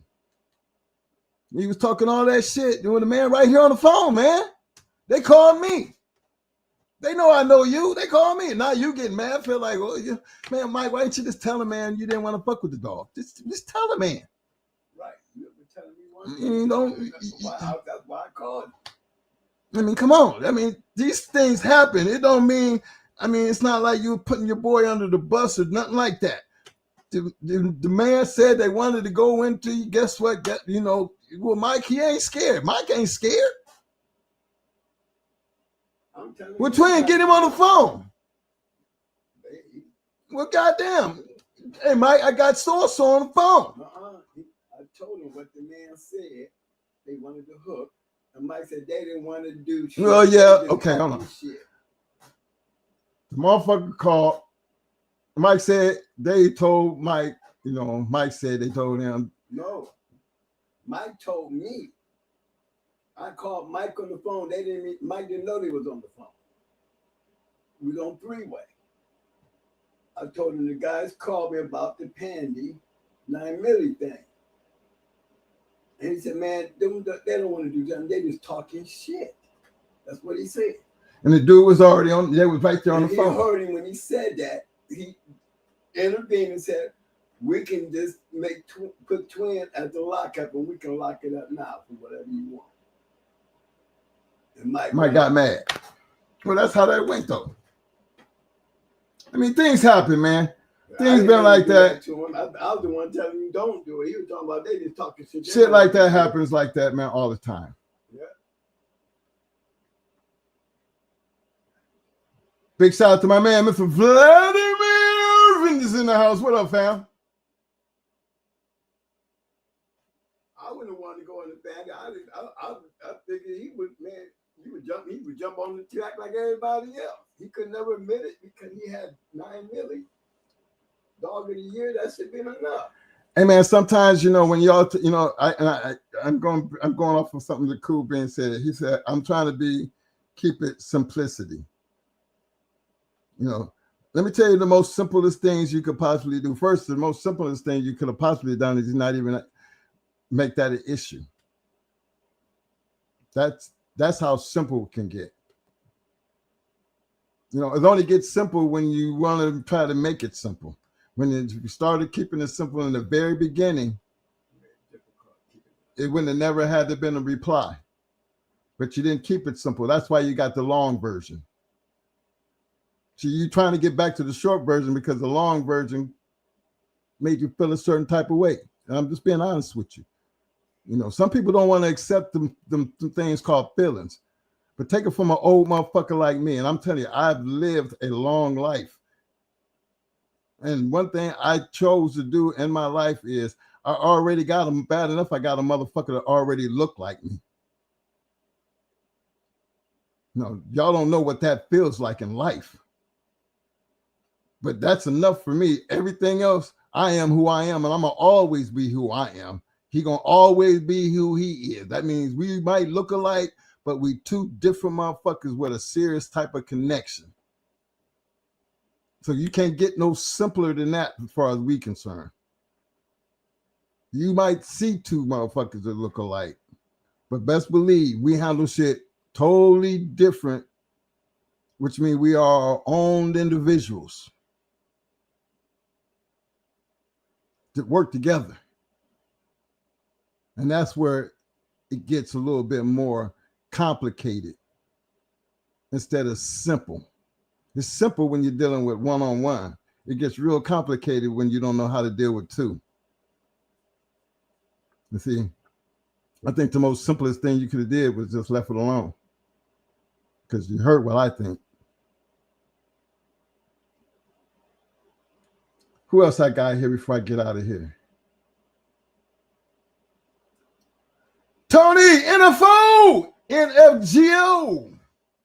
I see you, fam. Appreciate you showing up. Mr. Derek, lock it in the house. Appreciate you showing up, fam. MB4 Fire, always showing the love. I gave a big shout out to the Insane Honey Badger. I want to make sure if I got big shout out to my man Pig Dog as always. Hoorah! Let me see who else I got here. I think I got big shout out to the Mad Doctor. Make sure I got everybody.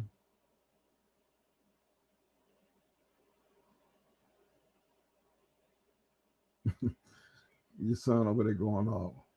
The fuck you want to do, nigga? Oh my gosh. Your kids was out there wilding out, man. They wilding out.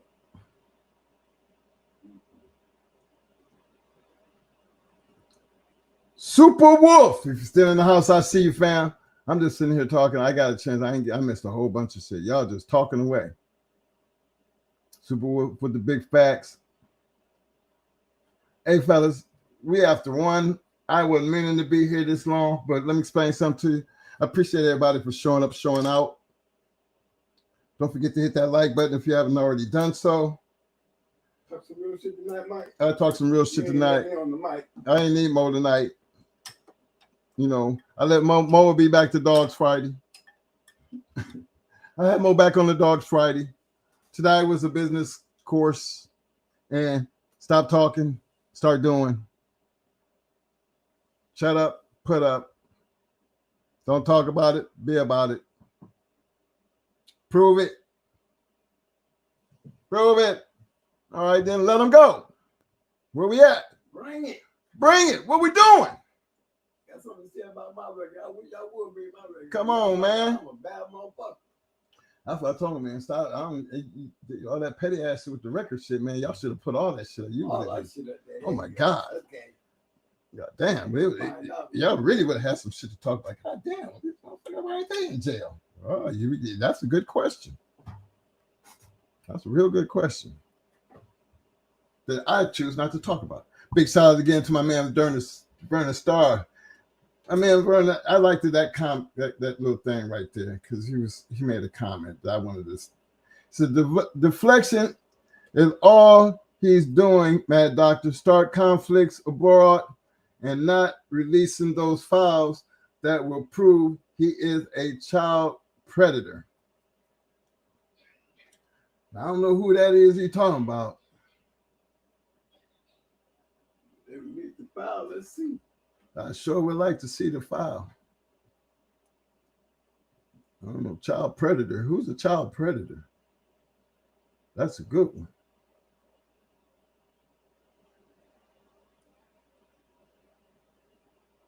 Yeah, I understand. The Donald Trump motherfucker and all his crew.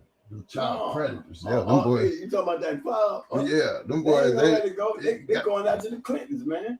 Oh, they going, well, shit. It's called deflection. Like Vernon said, deflection is all he's doing. Deflection, and you're the president of the United States, man. Come on now.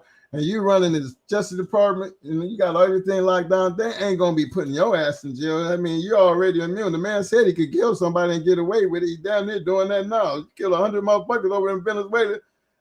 Talking about they had dope on them boats. Ain't nobody proved of one damn boat that they blew up down there that had some dope on it. Killed that woman and said she was trying to hit. Killed the goddamn woman over there in, I think, Minnesota. Mm-hmm. Killed that woman. Biggie said he ran over the woman ran over him with a car. He's fighting for his life. And all that son of a bitch really had to do is just step out the way. But there's a person dead behind that. It's that type of shit, man. That's the America we live in. You know, y'all better be very careful out here. For my dog community, it ain't nothing wrong with going, jumping up, running up a pole, jumping on the treadmill, doing all the shit that's right. At least you're doing. Yeah. Don't try to be nothing other than that. Especially out here on YouTube. Especially out on YouTube and Facebook. You don't want that kind of heat, man. Just be somebody, that's going to be, safe. I don't have nothing bad to say about my people that hang out in the underground.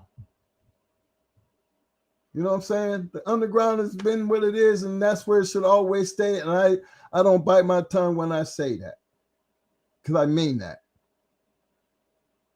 It is what it is. And being it is what it is, it ain't meant for everybody.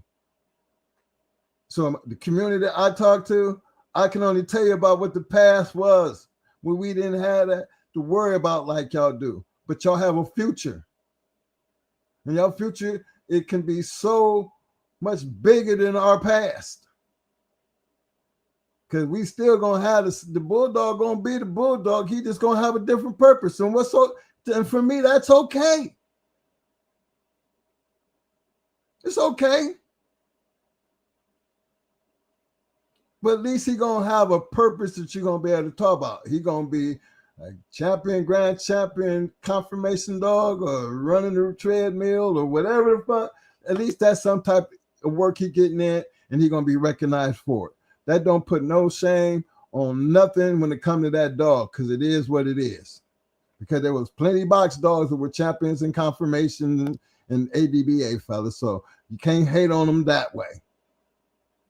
So it's just one thing is meant to stay where it's at, and the other thing, enjoy the ribbons and everything that comes with the accolades.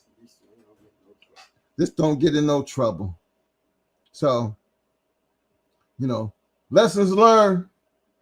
Close your notebooks up, get your dogs, get your shit back on the bus. We're going home. Hope everybody didn't. I hope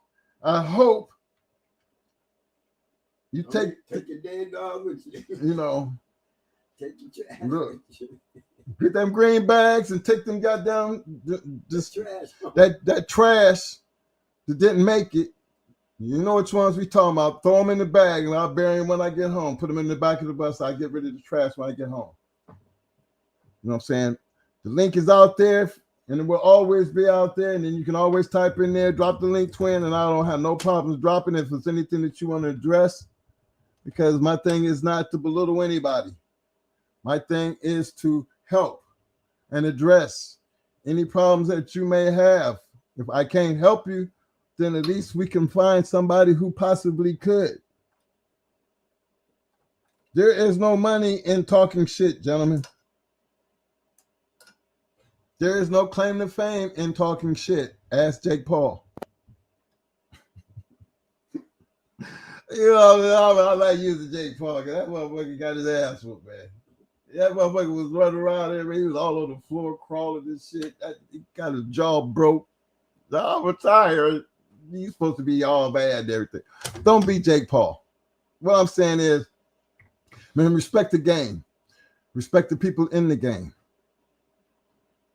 Don't talk about it, be about it. You know, that's where success is going to always come from. Nothing less. Don't try to step on another man's shoulders to make yourself bigger. Create your own mountain. Even if you got to stand on it alone. You don't need, you know, why you got to have a whole bunch of motherfucking recognition, you know what I mean? That fake ass recognition. Give them some shit to, you know, give them the recognition that you can stand on and that you can prove. Make them get out there and put in that work. Because that's all the dog game consisted of. Didn't have nothing to do with fear. There was a whole lot of shit going on. Very seldom did you find them ones. I mean, hell, I think Luther won 6-7 times, and remember, never scratched back into him either. Yeah, but nothing never scratched into him. Nothing never scratched into Luther. You know, people talk that shit. Oh, that dog ain't by that. Well, you just wasn't around back in them days. But you need to talk to some people who still living and was around. Yeah, that dog bit that hard. A lot of things that y'all think are stories. Shit, Queen of Hearts ain't nothing never scratched back in the Queen. Right. I mean, them killers. I mean, these things just exist. Now, you know, people always got something to say, but come on now. If you ain't never been in the box, save your opinions. If you ain't never done this shit, save your opinions. Because every time I see people say shit like that, it seems green. Or the ones where so-and-so said, and you believed it. Well, guess what? All of us ain't dead. And that's the point I'm trying to say. All of us aren't dead. I mean, we did fight dogs, people. I mean, we did get out. I mean, we got out and around. We just, and that's nothing to brag about. That's just something that you can just take and smoke it and understand that, hey, fellas, you can't hate on this. Is something that is part of the past. You don't see a lot of people willing to do this, but guess what? This is a part of history that ain't nobody write no books about this. Look at Stone City doing time. Look at all the guys. All of us. Come on, just think about it. All of us. All of us behind these motherfucking dogs. You know, and I say us because, you know, Mo wouldn't did that time. He did. But he ain't the only one that had to do time behind these goddamn dogs. You know? And I always said this game is not meant for everybody. So we are historians. We're telling the story of the past.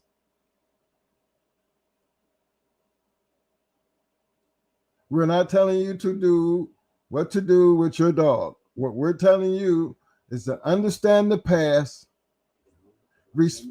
get on the bus, respect the past, because a lot of the dogs you talk about come from the past. But them days should be damn near over, because the past is not going to carry you into the future. You have to make your own future, which means all the dogs' names is going to change. But I don't understand why you can be out there talking about champion so-and-so. I got dogs, I got a litter off of champion so-and-so, and they be dropping in 8 weeks, and don't understand that that's snitching. And it really is.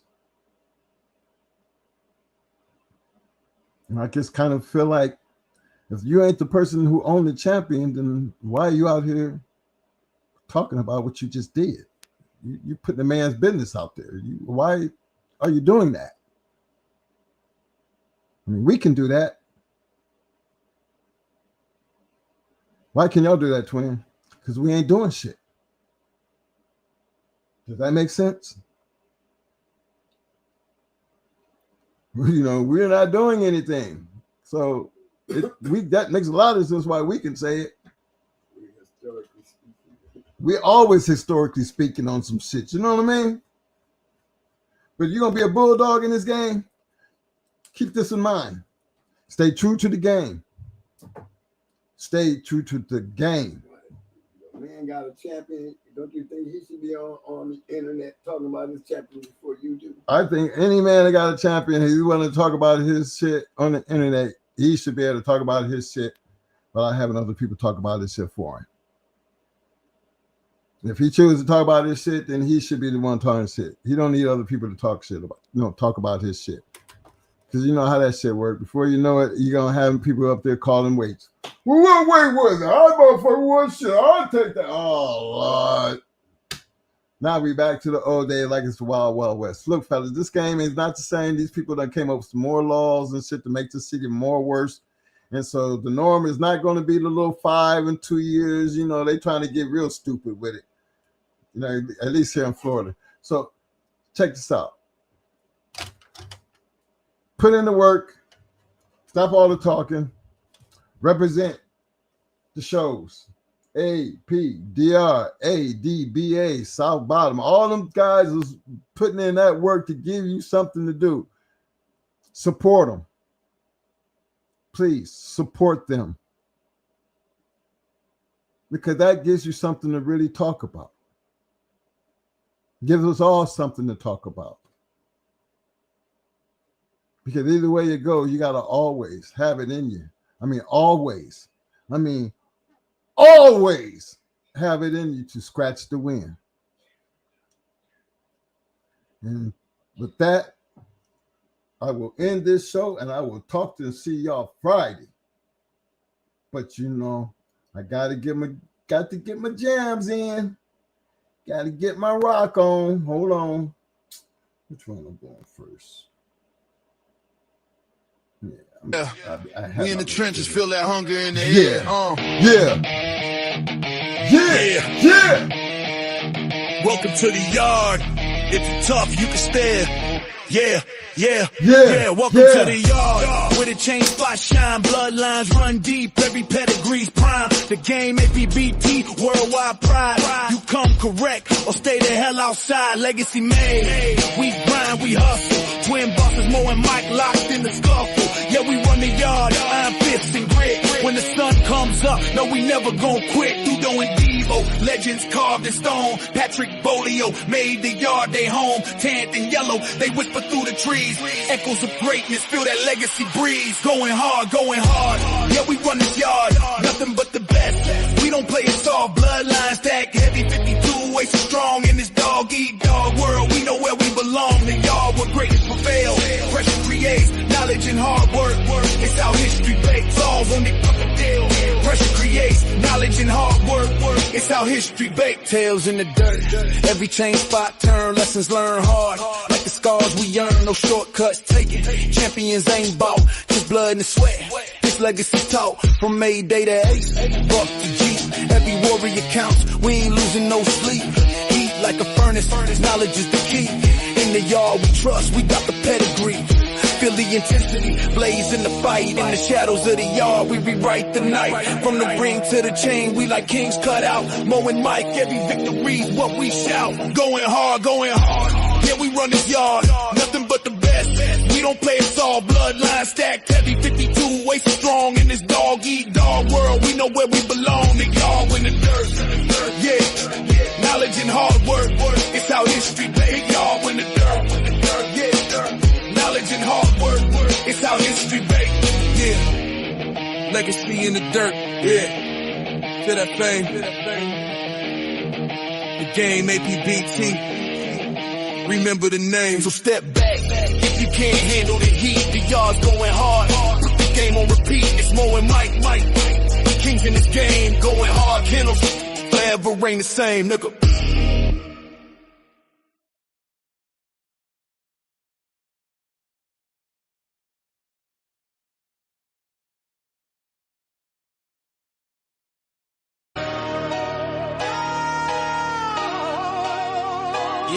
Yeah.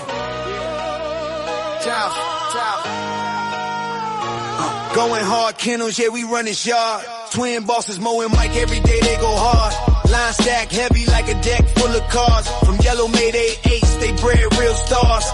Welcome to the yard where the legends get raised, where the chain spots shine and the bloodlines praise. Grand champ King Kunta with that royal type stride. Red ruby in the pen, red hot worldwide. The brat in the cut, keep the hustle on track. Pretty mama got the look and the structure intact. L-Ride bring the heat, yellow bird bring the flame. Gus and 38 special certified in the game. What day in the ring, crowd love in the scene. Dogs moving like ghosts in the champion's dream. From yellow to buck, their foundation is tough. Yellow buck in the veins, yeah, the roots run rough. Mayday in the pedigree, ace in the spine. That old school fire still alive in the line. Twin brothers in command, pushing forward with pride. Going hard on the banner, let the whole world ride. Hard work in the yard, every sunrise earned. Legacy in the dirt, with every chain spot turned. No shortcuts, taking no champions bought. Just blood, sweat, time, and the lessons they taught. Going hard, Kennels, yeah, we run this yard. Twin bosses, Mo and Mike, every day they go hard. Line stack heavy like a deck full of cards. Yellow Mayday ace turning pups into stars. Sheriff Pal bought us in the game, stamp legit.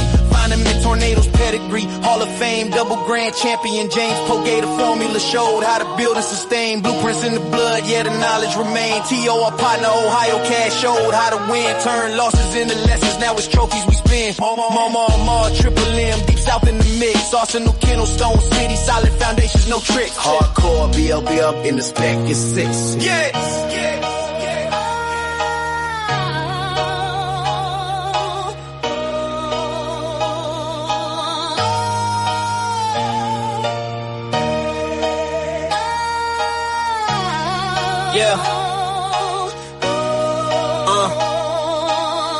Tom, Dick, Todd, Tony Wade, Southern Kennels, real ones through time from Pro Set, Windy City, combined in place, low type, apex, pressure built for the chase, gotta eat boys, black ice, hunger sharp as a blade, third verse for the legacy, every debt fully paid.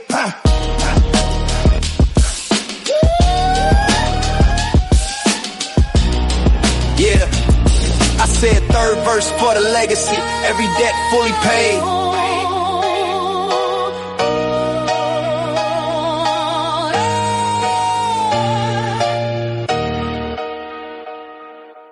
Yeah,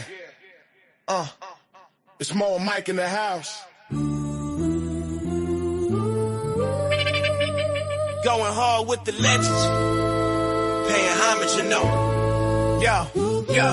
Twins Mo and Mike, we running this game. Legends in the making, never gonna be the same.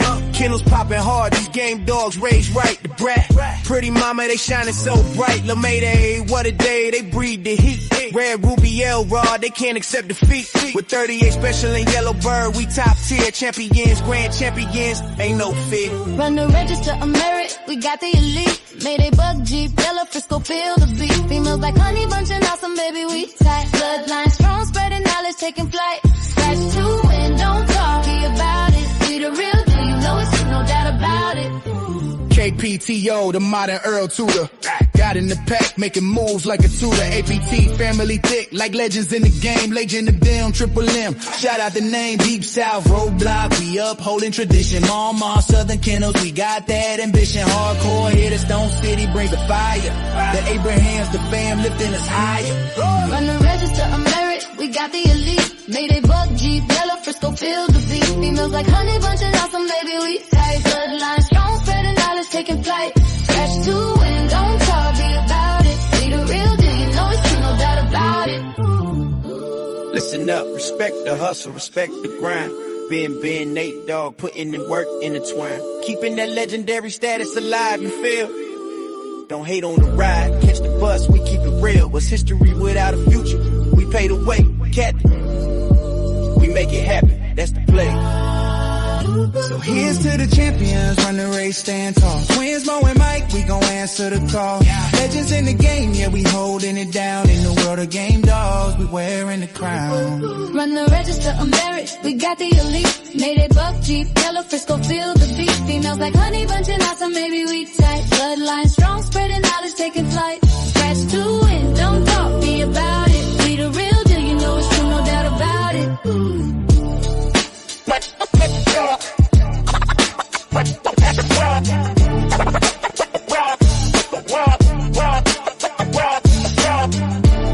Shout out to Ohio Cash, the man with the plan, Rastaman Boom, Schoolboy, aka the. There's levels to this game. Develop your game. Develop